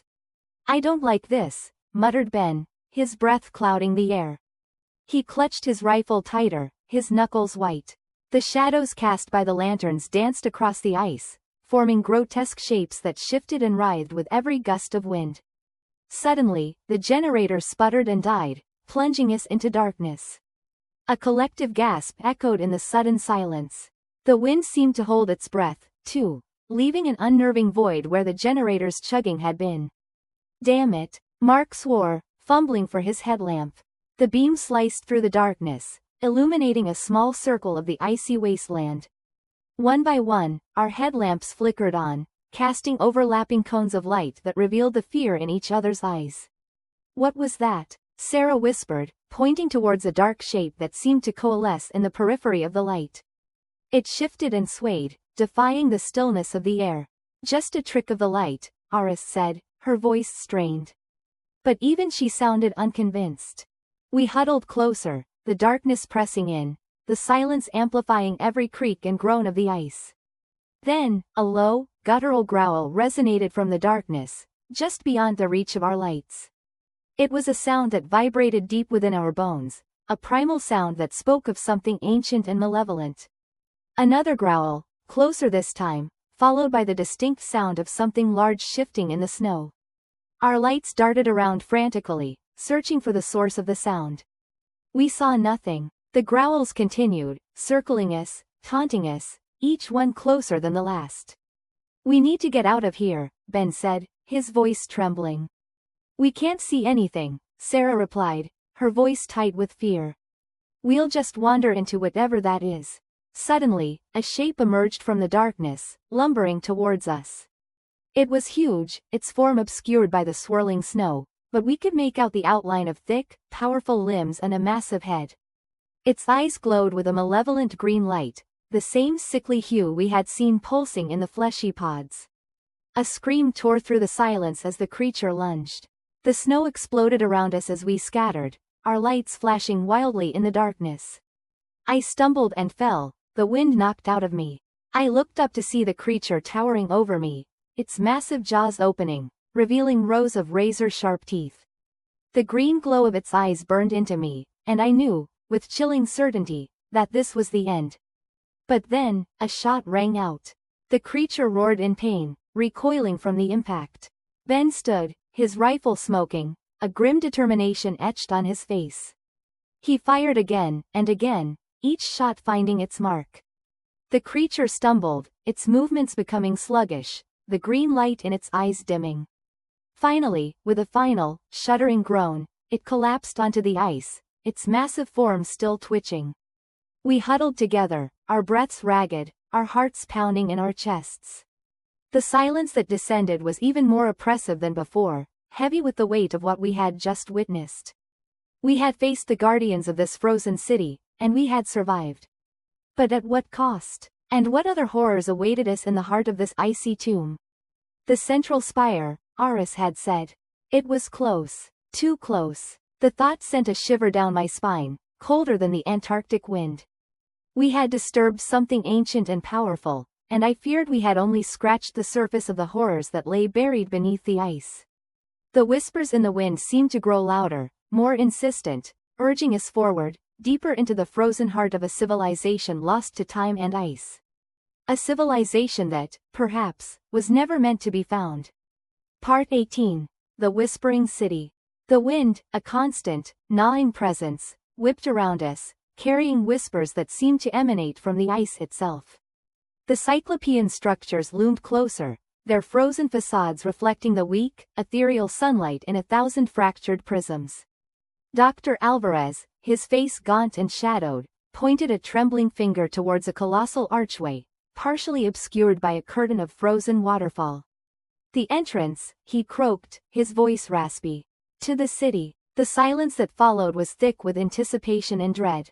The sheer scale of the archway was enough to make us feel insignificant, like ants at the foot of a giant's tombstone. It was crafted from a dark, metallic material we couldn't identify, etched with intricate, alien carvings that seemed to writhe in our peripheral vision. As we approached, the whispering intensified. It no longer felt like the wind, but rather a chorus of voices, faint and distant, yet somehow penetrating, burrowing into our minds. Mateo, our linguist, pressed his hand to his temple, his face a mask of pain. I can almost understand it," he stammered, his eyes wide with a mixture of fear and fascination. It's like a language built on echoes and sighs." The archway led into a vast, cavernous space. The air inside was strangely still, a stark contrast to the howling winds outside. Huge, crystalline structures, like frozen trees, rose from the ground, their surfaces shimmering with an otherworldly luminescence. Buildings of strange geometries and impossible angles lined a wide, frozen avenue that stretched into the depths of the city. Everything was encased in ice, preserved perfectly, as if time itself had been frozen along with the civilization. We saw frozen figures, the city's inhabitants, trapped mid-stride, their faces contorted in expressions of terror or resignation. A market stall, frozen in time, displayed strange fruits and vegetables, their colors still vibrant beneath the ice. A child's toy, half buried in the frozen ground, seemed to beckon with a silent, mournful plea. We moved deeper into the city, the crunching of our boots on the ice the only sound in the oppressive silence. The whispering voices continued, sometimes seeming to coalesce into recognizable words, snippets of a forgotten language that prickled the edges of our understanding. We came upon a large, circular plaza. In the center stood a colossal statue, a humanoid figure with elongated limbs and a featureless face, encased in a thick layer of ice.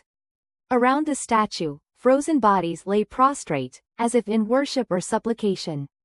What happened here?" whispered Dr. Alvarez, his voice barely audible.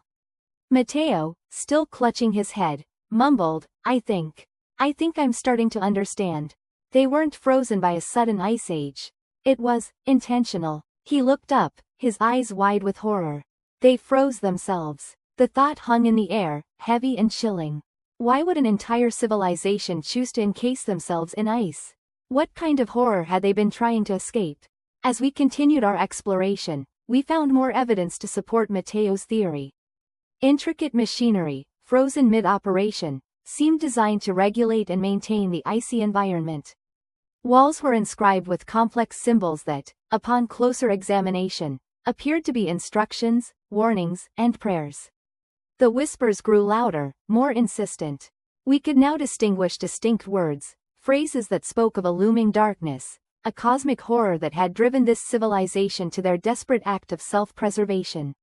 Suddenly, the ground beneath us trembled. A deep, guttural groan echoed through the city, shaking the frozen structures around us.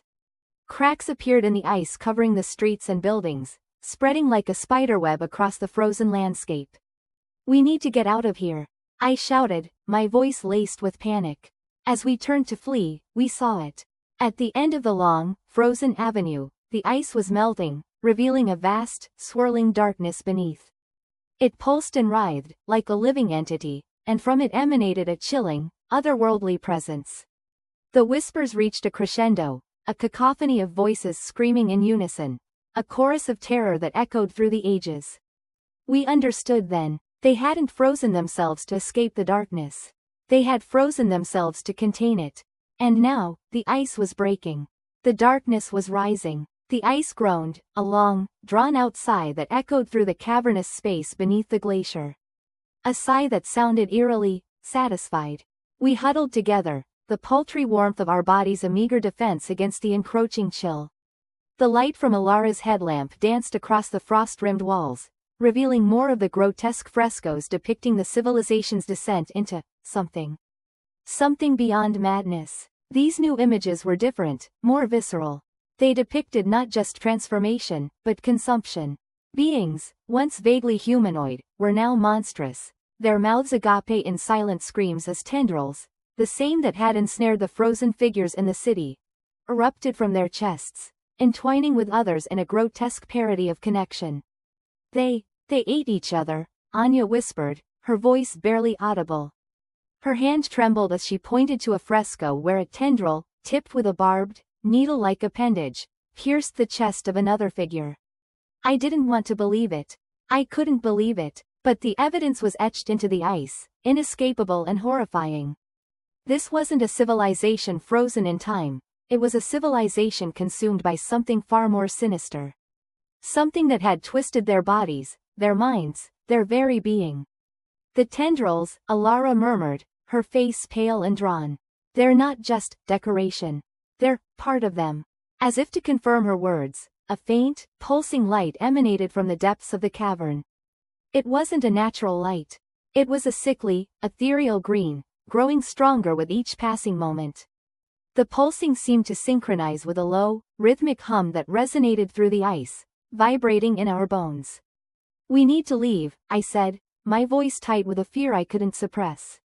The hum was growing louder, the pulsing light more intense, and a prickling sensation crawled across my skin. It felt wrong, like the ice itself was watching us. The artifact, Anya insisted, her eyes fixated on the glowing depths of the cavern. It's down there, we can't leave without it. Her obsession bordered on madness, but I understood. We had come this far, endured so much.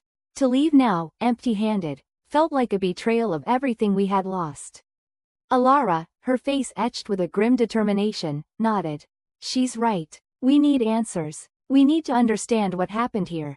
With trepidation gnawing at my insides, we pressed on, deeper into the icy heart of the glacier. The pulsing light intensified, bathing the cavern in its eerie glow, and the humming grew into a deep, resonating thrum that vibrated through the very ice beneath our feet. The frescoes became increasingly disturbing, depicting scenes of utter chaos and fusion. Bodies melded together, faces distorted in agony and ecstasy, tendrils weaving a macabre tapestry of interconnected flesh. As we reached the source of the light, the air grew thick and heavy, laden with a cloying sweetness that was both alluring and repulsive. The humming intensified, becoming a physical force that pressed against our eardrums. Before us, in the center of a vast chamber, lay a colossal structure of ice, pulsing with the same sickly green light. It wasn't natural ice, it was organic, like a giant, frozen heart. And embedded within it, suspended in the icy matrix, was the artifact. It was a sphere, perfectly smooth and obsidian black, radiating an aura of ancient power. Tendrils of the same ethereal green light snaked across its surface, pulsing in time with the giant heart. It was beautiful, terrifying, and utterly mesmerizing. It's alive, Alara breathed, her voice barely a whisper. As we approached the pulsing heart, the air shimmered, and a figure coalesced from the shadows. It was tall and slender, its skin a sickly pale green, its eyes glowing with the same unnatural light as the artifact. Tendrils, thick and pulsing, sprouted from its back, swaying gently in the unnatural stillness of the chamber. It didn't move, yet it seemed to occupy the entire space, its presence a suffocating weight on our chests. Welcome, a voice echoed through the chamber, resonating not from the figure but from the ice itself. You have come far, you seek understanding, and now, you shall receive. The figure raised a hand, its long, slender fingers beckoning us closer. A wave of nausea swept over me, and my instincts screamed at me to flee. But the artifact, it held the answers we sought. The answers to a mystery that had consumed us, driven us to the edge of madness. With a shared glance of dread and determination, we took a hesitant step forward. The ice groaned beneath our feet, a sound that now seemed less like a sigh and more like a hungry growl. The tendrils of the giant heart pulsed, their light growing brighter, and the voice echoed once more, its tone laced with a chilling promise.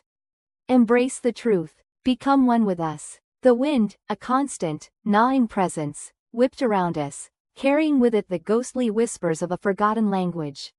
We pressed onward, deeper into the heart of the city, the cyclopean structures looming larger, more oppressive, the closer we got. The ice, no longer pristine white, was stained with patches of a sickly, yellowish green, the source of which we dared not investigate too closely. The PDA flickered, displaying a fragmented image of a sprawling metropolis, bathed in a perpetual twilight. Parks filled with bizarre, bioluminescent flora and fauna, intricate architecture that defied gravity, and people, tall, slender beings with large, dark eyes, going about their lives. This fleeting glimpse into the past only amplified the chilling reality of the present. A world frozen in time, a civilization extinguished. We reached a large plaza, dominated by a colossal statue, its features obscured by ice and snow. It seemed to radiate an unnatural cold, a palpable sense of sorrow. Around its base, we found more of those unsettlingly perfect, frozen figures. They were arranged in a circle, as if participating in some ancient ritual, their faces etched with an expression that was neither pain nor peace, but something far more unsettling, acceptance. Dr. Singh, his face ashen, pointed a trembling finger at a glyph carved into the base of the statue. It was the same symbol we'd seen recurring throughout the city, the spiral within a circle. The Ouroboros, he whispered, his voice hoarse. The symbol of eternity, of cyclical rebirth and destruction. A shiver ran down my spine. The Ouroboros, the serpent devouring its own tail, a perfect circle of life and death. Was this city's fate predetermined? A chilling thought crossed my mind. Was this frozen tableau a warning, a premonition of Earth's own inevitable end? Suddenly, the PDA crackled to life, the image on the screen shifting to a close-up of one of the city's inhabitants. Its large, dark eyes seemed to lock onto mine, and a low, guttural sound emanated from the device. It sounded like a warning, a lament, a desperate plea.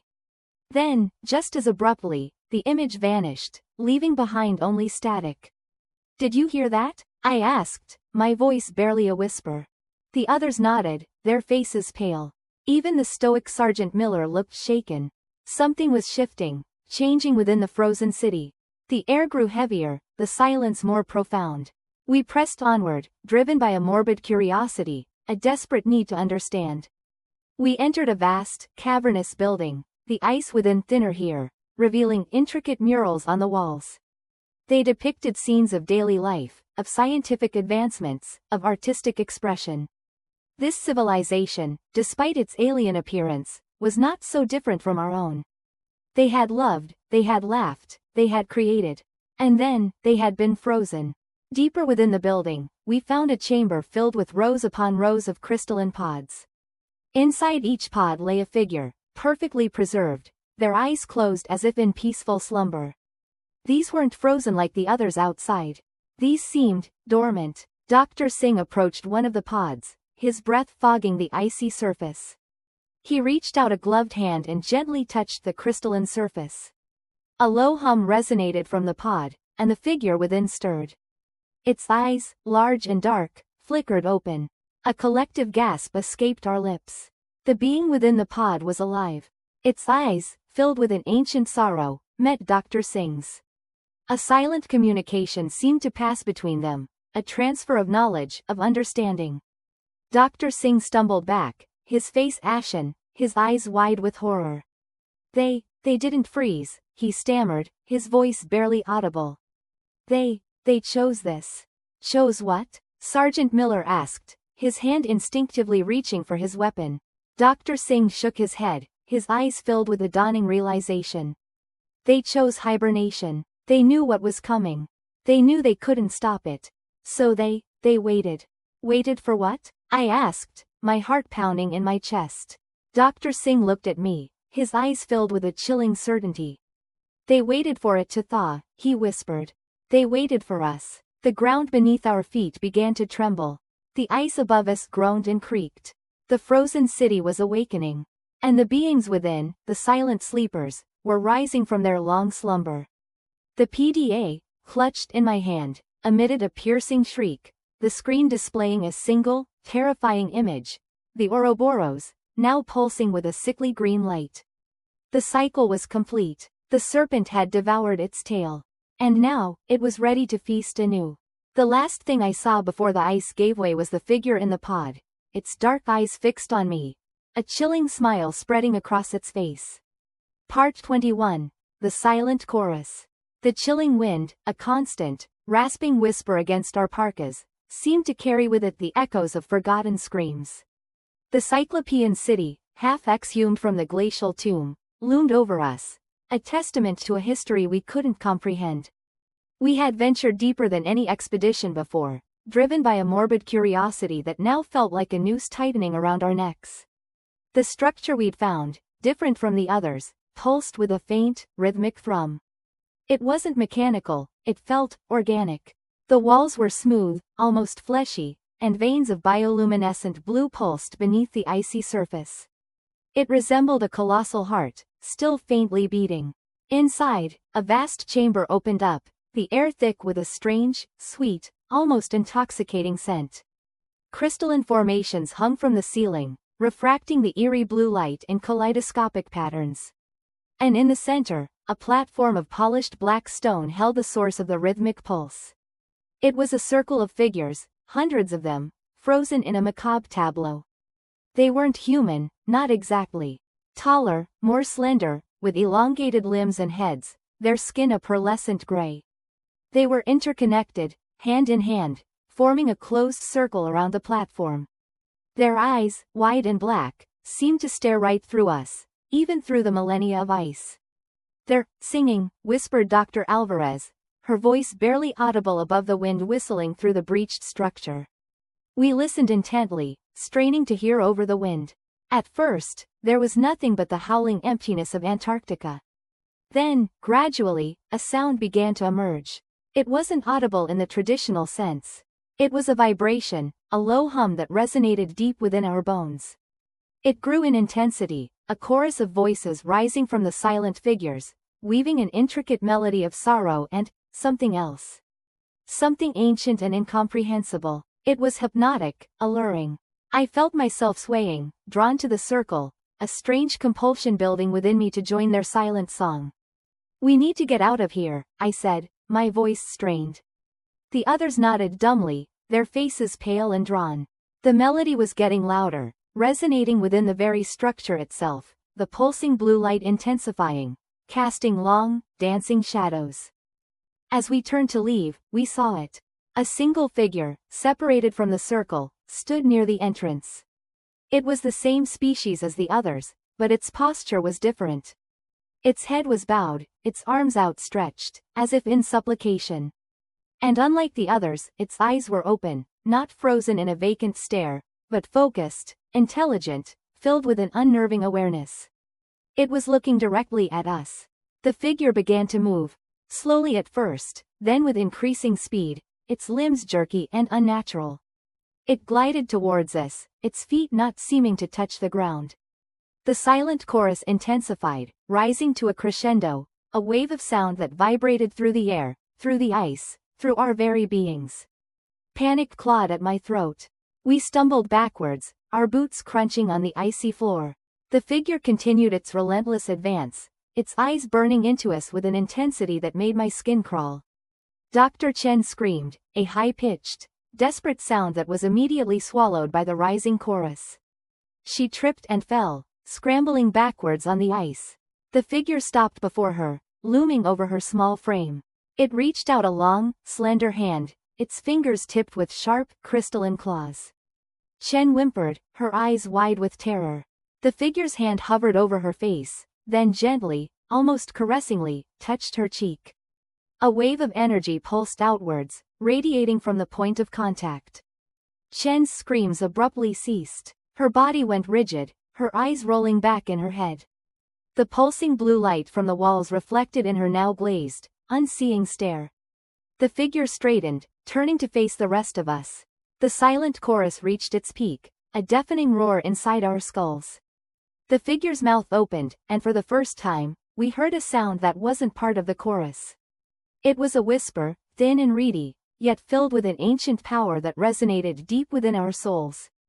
"Join us," it whispered. "Join the song." The figure took a step towards us, its eyes burning with an unholy light. We were trapped, surrounded by the silent chorus, the hypnotic melody weaving its way into our minds, weakening our resolve. The icy grip of Antarctica, both literal and metaphorical, tightened around us, pulling us down into the abyss of a forgotten history. And we knew, with chilling certainty, that we were about to become part of that history, another verse in the silent, eternal song. Part 22. The Silent Chorus. The humming intensified, resonating deep within my bones, a vibration that seemed to emanate from the very ice around us. The hieroglyphs on the colossal structure pulsed with a faint, ethereal light, the intricate carvings seeming to shift and writhe before my eyes. Even through my thermal gear, I could feel a chilling wave of cold, a supernatural chill that had nothing to do with the ambient temperature. It clawed at my sanity, whispering promises of oblivion. "It's getting closer," Anya whispered, her voice strained, eyes fixed on the shimmering glyphs. "Whatever it is." The ground beneath us trembled. Cracks spider-webbed across the ice, radiating outwards from the structure. The humming escalated, morphing into a low, guttural drone that echoed through the desolate landscape. A wave of nausea washed over me. We stumbled back, our boots crunching on the freshly fractured ice. From the depths of the newly formed crevasses, a luminescent mist began to rise, a spectral fog that glowed with an eerie, otherworldly light. It swirled and coiled, forming grotesque, ephemeral shapes that seemed to mock our fear. "We have to get out of here," I yelled, my voice barely audible above the growing drone. Anya nodded, her face pale with terror. We turned to flee, but a wall of ice, smooth and impenetrable, had risen behind us, cutting off our escape. We were trapped, caged in by the frozen remnants of a civilization we were never meant to understand. The luminescent fog thickened, swirling around us like a shroud. Within its depths, figures began to coalesce, shimmering apparitions that seemed to solidify and dissolve with every pulse of the drone. They were humanoid, but elongated and distorted, their limbs too long, their heads too small, their features blurred and indistinct. They were the inhabitants of this lost city, the architects of this frozen nightmare. And they were awakening. The drone intensified, becoming a deafening roar that resonated within the very core of my being. The ice beneath us cracked further, the crevasses widening, revealing a bottomless abyss filled with the same luminescent mist. The ghostly figures moved closer, their forms solidifying, their features sharpening.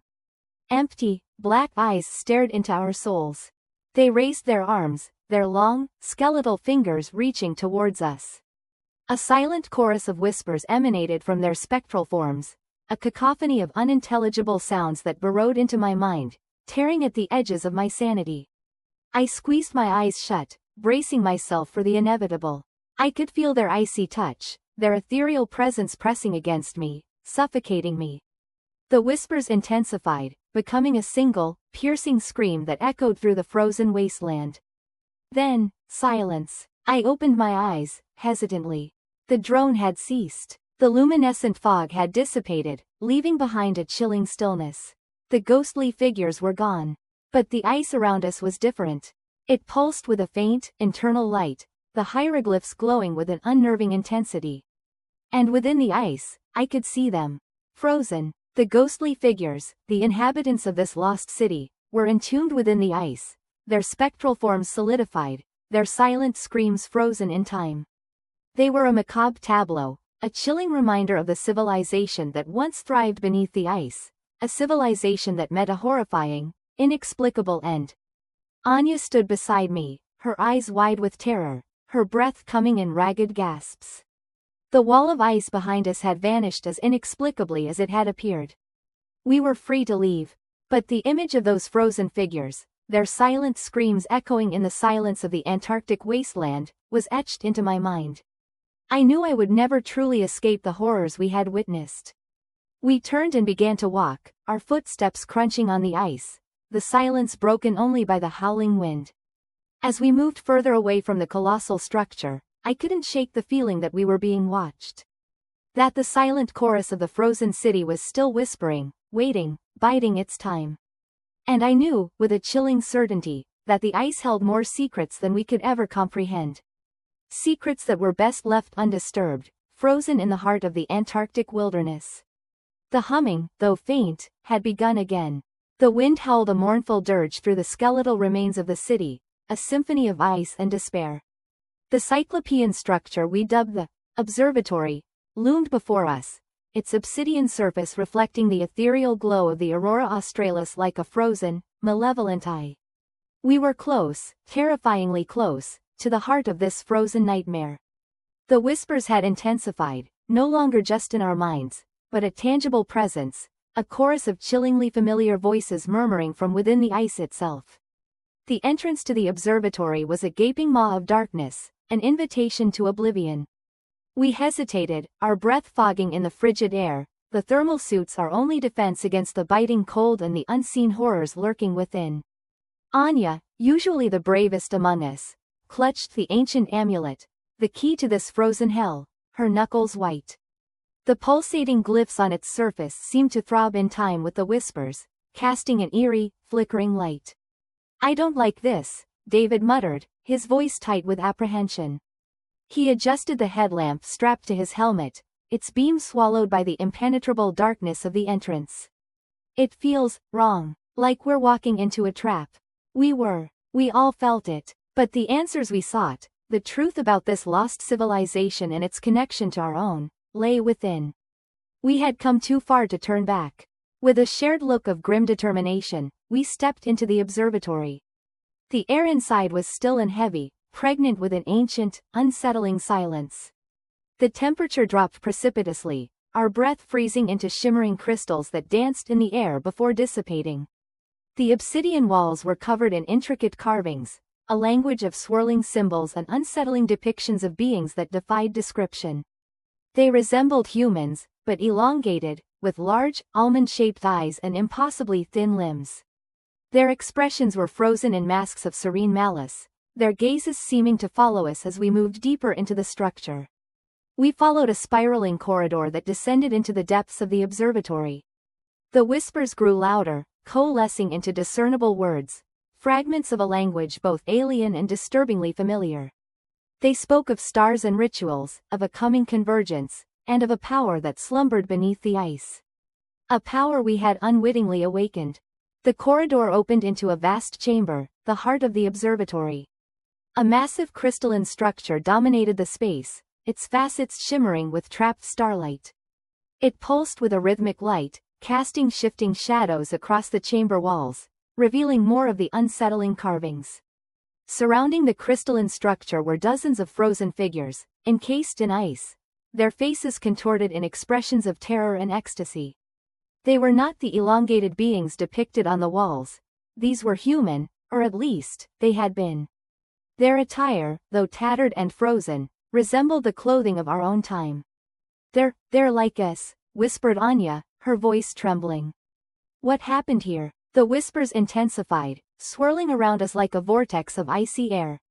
They spoke of a ritual, a desperate attempt to harness the power of the crystalline structure, to open a gateway to something. A gateway they failed to control. Suddenly, the crystalline structure pulsed with blinding light. The ice around the frozen figures began to crack, spiderwebs of fractures spreading across their frozen prisons. One by one, the figures began to move, their limbs twitching, their eyes snapping open. They were not alive, not in the conventional sense. Their movements were jerky and unnatural, their eyes vacant, glowing with an ethereal blue light. They turned towards us, their silent screams echoing in our minds. Panic seized us. We fumbled for our weapons, but what use were bullets against these things? The amulet in Anya's hand pulsed with an intense heat, the glyphs glowing with a blinding intensity. She raised it towards the crystalline structure, a desperate plea forming on her lips. "Close it," she screamed. "Close the gateway." The crystalline structure pulsed again, and the whispers intensified, merging into a single, deafening roar. The frozen figures lunged towards us, their icy claws outstretched. We were trapped, surrounded by the horrors of a civilization long lost, victims of a power we could not comprehend. As the icy claws reached for us, the amulet in Anya's hand erupted in a blinding flash of light. The entire chamber was enveloped in a wave of searing energy, and a deafening crack echoed through the ice. The ground beneath our feet shifted, and the frozen city above began to groan, its icy grip loosening. We had closed the gateway, but at what cost? The ice was melting, the ancient city collapsing around us. And as the ice retreated, it revealed a horror far greater than any we could have imagined. A vast, swirling vortex of darkness pulsed beneath the melting ice, a gateway to a realm beyond human comprehension. And from that darkness, a single, colossal eye opened, staring directly at us. The last thing I saw, before the ice gave way and swallowed us whole, was that eye. An eye that held not malice, but a cold, ancient indifference. An eye that saw us not as threats, but as insects. The colossal, ice-encased figure, now free of its glacial tomb, didn't move. It stood, a monument to a forgotten age, its frosted surface catching the faint emerald glow of the aurora. We watched, huddled together for warmth against the biting Antarctic wind, the deafening silence punctuated only by the erratic thumping of our own hearts. The face, monstrous yet hauntingly familiar, was turned towards the aurora, an expression of, what? Longing? Sorrow? It was impossible to tell. Dr. Alara, pale and trembling, gripped my arm. It's reacting to the energy. The aurora intensified, shifting from ethereal green to a pulsating violet. The ice encasing the figure began to shimmer. Tiny cracks, like spiderwebs, spread across its frozen surface. A low hum, barely audible, vibrated through the ice, resonating in our bones. Fear, raw and visceral, gripped us. We were witnesses to something beyond comprehension, something that defied the natural order. We have to go, Jackson whispered, his voice strained. Now. But it was too late. The ice shattered, not explosively, but with a slow, agonizing creak that echoed across the desolate landscape. Huge shards of ice, shimmering with trapped aurora light, rained down around us. We shielded our faces, the ground trembling beneath our feet. When we dared to look again, the figure stood free. It was taller than we could have imagined, easily twice the height of the tallest building I'd ever seen. Its skin, no longer obscured by ice, was a dark, mottled gray, stretched taut over impossibly large muscles. The face, once frozen in a serene mask, now pulsed with an eerie, internal light. The eyes, vast and black, opened. They held an ancient intelligence, a depth of sorrow that made my soul ache. The figure raised a hand, its long, skeletal fingers tipped with claws that glinted in the aurora's light. It pointed towards the sky, towards the swirling vortex of violet energy. A low, guttural sound emanated from its throat, a sound that seemed to vibrate the very air around us. It was a language, I realized, a language older than time itself. Alara, her eyes wide with a strange mixture of terror and fascination, began to chant in response. The words were unfamiliar, yet they resonated deep within me, stirring a forgotten memory, a primal echo of a time before time. The figure lowered its hand, its gaze fixed on Alara. The aurora intensified further, the violet swirling into a blinding white. The ground beneath our feet began to shake violently. Crevasses opened in the ice, spewing forth plumes of steam and a strange, phosphorescent gas. The air crackled with energy. We were in the heart of something cataclysmic, something we had unknowingly unleashed. Then, the figure spoke. The voice wasn't audible in the traditional sense. It resonated within our minds, a telepathic intrusion that bypassed our ears and spoke directly to our souls. The language was still alien, yet somehow, we understood. We are the guardians, the voice echoed, bound to this desolate land, tasked with protecting a secret that must never be revealed, The convergence is upon us, it continued, the time of reckoning. The ice holds the truth, a truth that will shatter your world, Alara, her face illuminated by the pulsating aurora, continued her chanting, her voice rising in a crescendo of unintelligible sounds. The figure's gaze shifted from her to the sky, its eyes filled with a profound sadness. The cycle begins anew, it boomed, its voice resonating with the power of 1,000 storms. The ice will melt, the truth will be revealed, and the world will be reborn in fire and ice, The ground beneath us heaved. The ice cracked and groaned, splitting apart as if the very earth was tearing itself asunder. The aurora reached its peak, a blinding white light that consumed everything. I squeezed my eyes shut, the figure's final words echoing in my mind. "Forgive us, asterisk." Then, there was silence. A deafening, chilling silence, broken only by the whisper of the wind and the faint crackling of the still intense aurora. I opened my eyes. The figure was gone. The ground had stopped shaking. The crevasses had sealed themselves. The only evidence of what had transpired was the shattered ice and the lingering, unnatural silence. We were alone, again, in the heart of the desolate, frozen wasteland, left to grapple with the chilling prophecy of a world reborn in fire and ice. The truth, whatever it was, lay trapped within the melting ice, waiting to be unleashed. And we, the unwitting witnesses, were left to face the consequences. The final day was upon us. The ice groaned, a sound like a dying behemoth, as we lowered ourselves into the chasm. The wind howled across the desolate plain, a keening lament for what once was. Below us, the city of Illusia shimmered, trapped in its glacial tomb. The strange, pulsating luminescence, the source of which we'd never discovered, emanated from deep within the city, painting the ice in spectral hues. We were the last. The others, driven mad by the whispers of the ice, the haunting echoes of Illusia's past, had either perished in the blizzards or succumbed to a deeper, more insidious madness, turning on each other with a savagery that chilled me to the bone. Now, only Lena and I remained, driven by a morbid curiosity, a desperate need to understand the secrets buried beneath the ice. Lena secured the rope, her face pale and gaunt. "Are you sure about this, Elias?" she whispered, her voice barely audible above the wind. "We've come this far," I replied, my voice hollow. I wasn't sure. Truthfully, I wanted to run, to escape the oppressive silence of this frozen wasteland. But something compelled me forward, a siren song from the depths of Illusia. We descended slowly, the luminescence growing stronger as we neared the city. The ice around us was strangely smooth, almost polished. Embedded within it were grotesque shapes, frozen in moments of terror. Faces contorted in silent screams, limbs twisted at unnatural angles. These were not statues. They were the citizens of Illusia, caught in the cataclysmic freeze, their agony preserved for eternity. Finally, our feet touched solid ground, a street paved with a strange, black obsidian-like material. The air was eerily still, a stark contrast to the howling wind above. Buildings of a design unlike anything I'd ever seen towered around us, their surfaces intricate and alien. The pulsating light emanated from the heart of the city, beckoning us forward. We walked in silence, the only sound the crunch of our boots on the strange, otherworldly pavement. Everywhere we looked, there were signs of a life abruptly interrupted.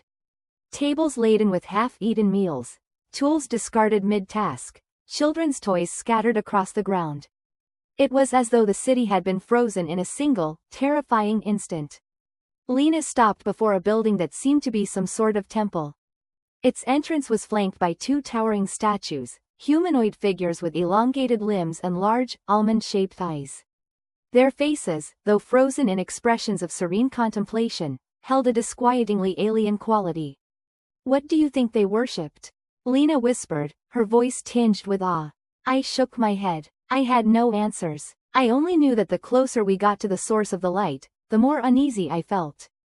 The silence was oppressive, broken only by the faint, rhythmic pulsating that seemed to resonate deep within my bones.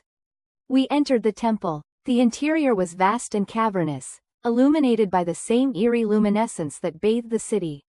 In the center of the chamber, suspended in a crystalline structure, was a large, pulsating orb. It throbbed with an internal light, casting shadows that danced across the walls. As we approached, a voice echoed through the chamber, a voice that seemed to come from everywhere and nowhere at once. It spoke in a language I didn't understand, yet somehow, I knew its meaning. It spoke of a civilization that had reached for the stars, that had harnessed a power beyond their comprehension. It spoke of a cataclysm, a cosmic imbalance brought about by their hubris. And it spoke of a warning, a chilling prophecy for the future of our own world. The orb pulsed faster, the light growing more intense. I felt a strange pull, a compulsion to reach out and touch it. Lena grabbed my arm, her eyes wide with fear. Elias, don't, she cried. But it was too late. I reached out, my fingers brushing against the crystalline surface. A jolt of energy surged through me, throwing me back against the wall. Images flooded my mind, visions of a thriving civilization, reaching for the stars, then a blinding flash of light, the earth cracking, the ice engulfing everything. I saw our own world, consumed by flames, choked by pollution, ravaged by war. I saw the future, a desolate wasteland mirroring the frozen landscape of Illusia. Then, silence. The orb dimmed, its pulsating slowing. The voice was gone. I lay on the ground, gasping for breath, the visions still burning in my mind. Lena knelt beside me, her face etched with concern. Elias, what did you see? I looked at her, the horrifying truth dawning in my eyes. We are Illusia, I whispered, my voice barely a croak. We are the future. The ice groaned above us, a sound like a coffin lid closing. We were trapped, not just in the frozen city, but in a chilling prophecy, a warning echoing across the millennia. The last remnants of a lost civilization, a testament to the folly of unchecked ambition. And as the darkness closed in, I knew that we were not the last, only the next in an endless cycle of destruction. The ice held not just the past, but the future as well, frozen in a terrifying tableau of humanity's inevitable demise.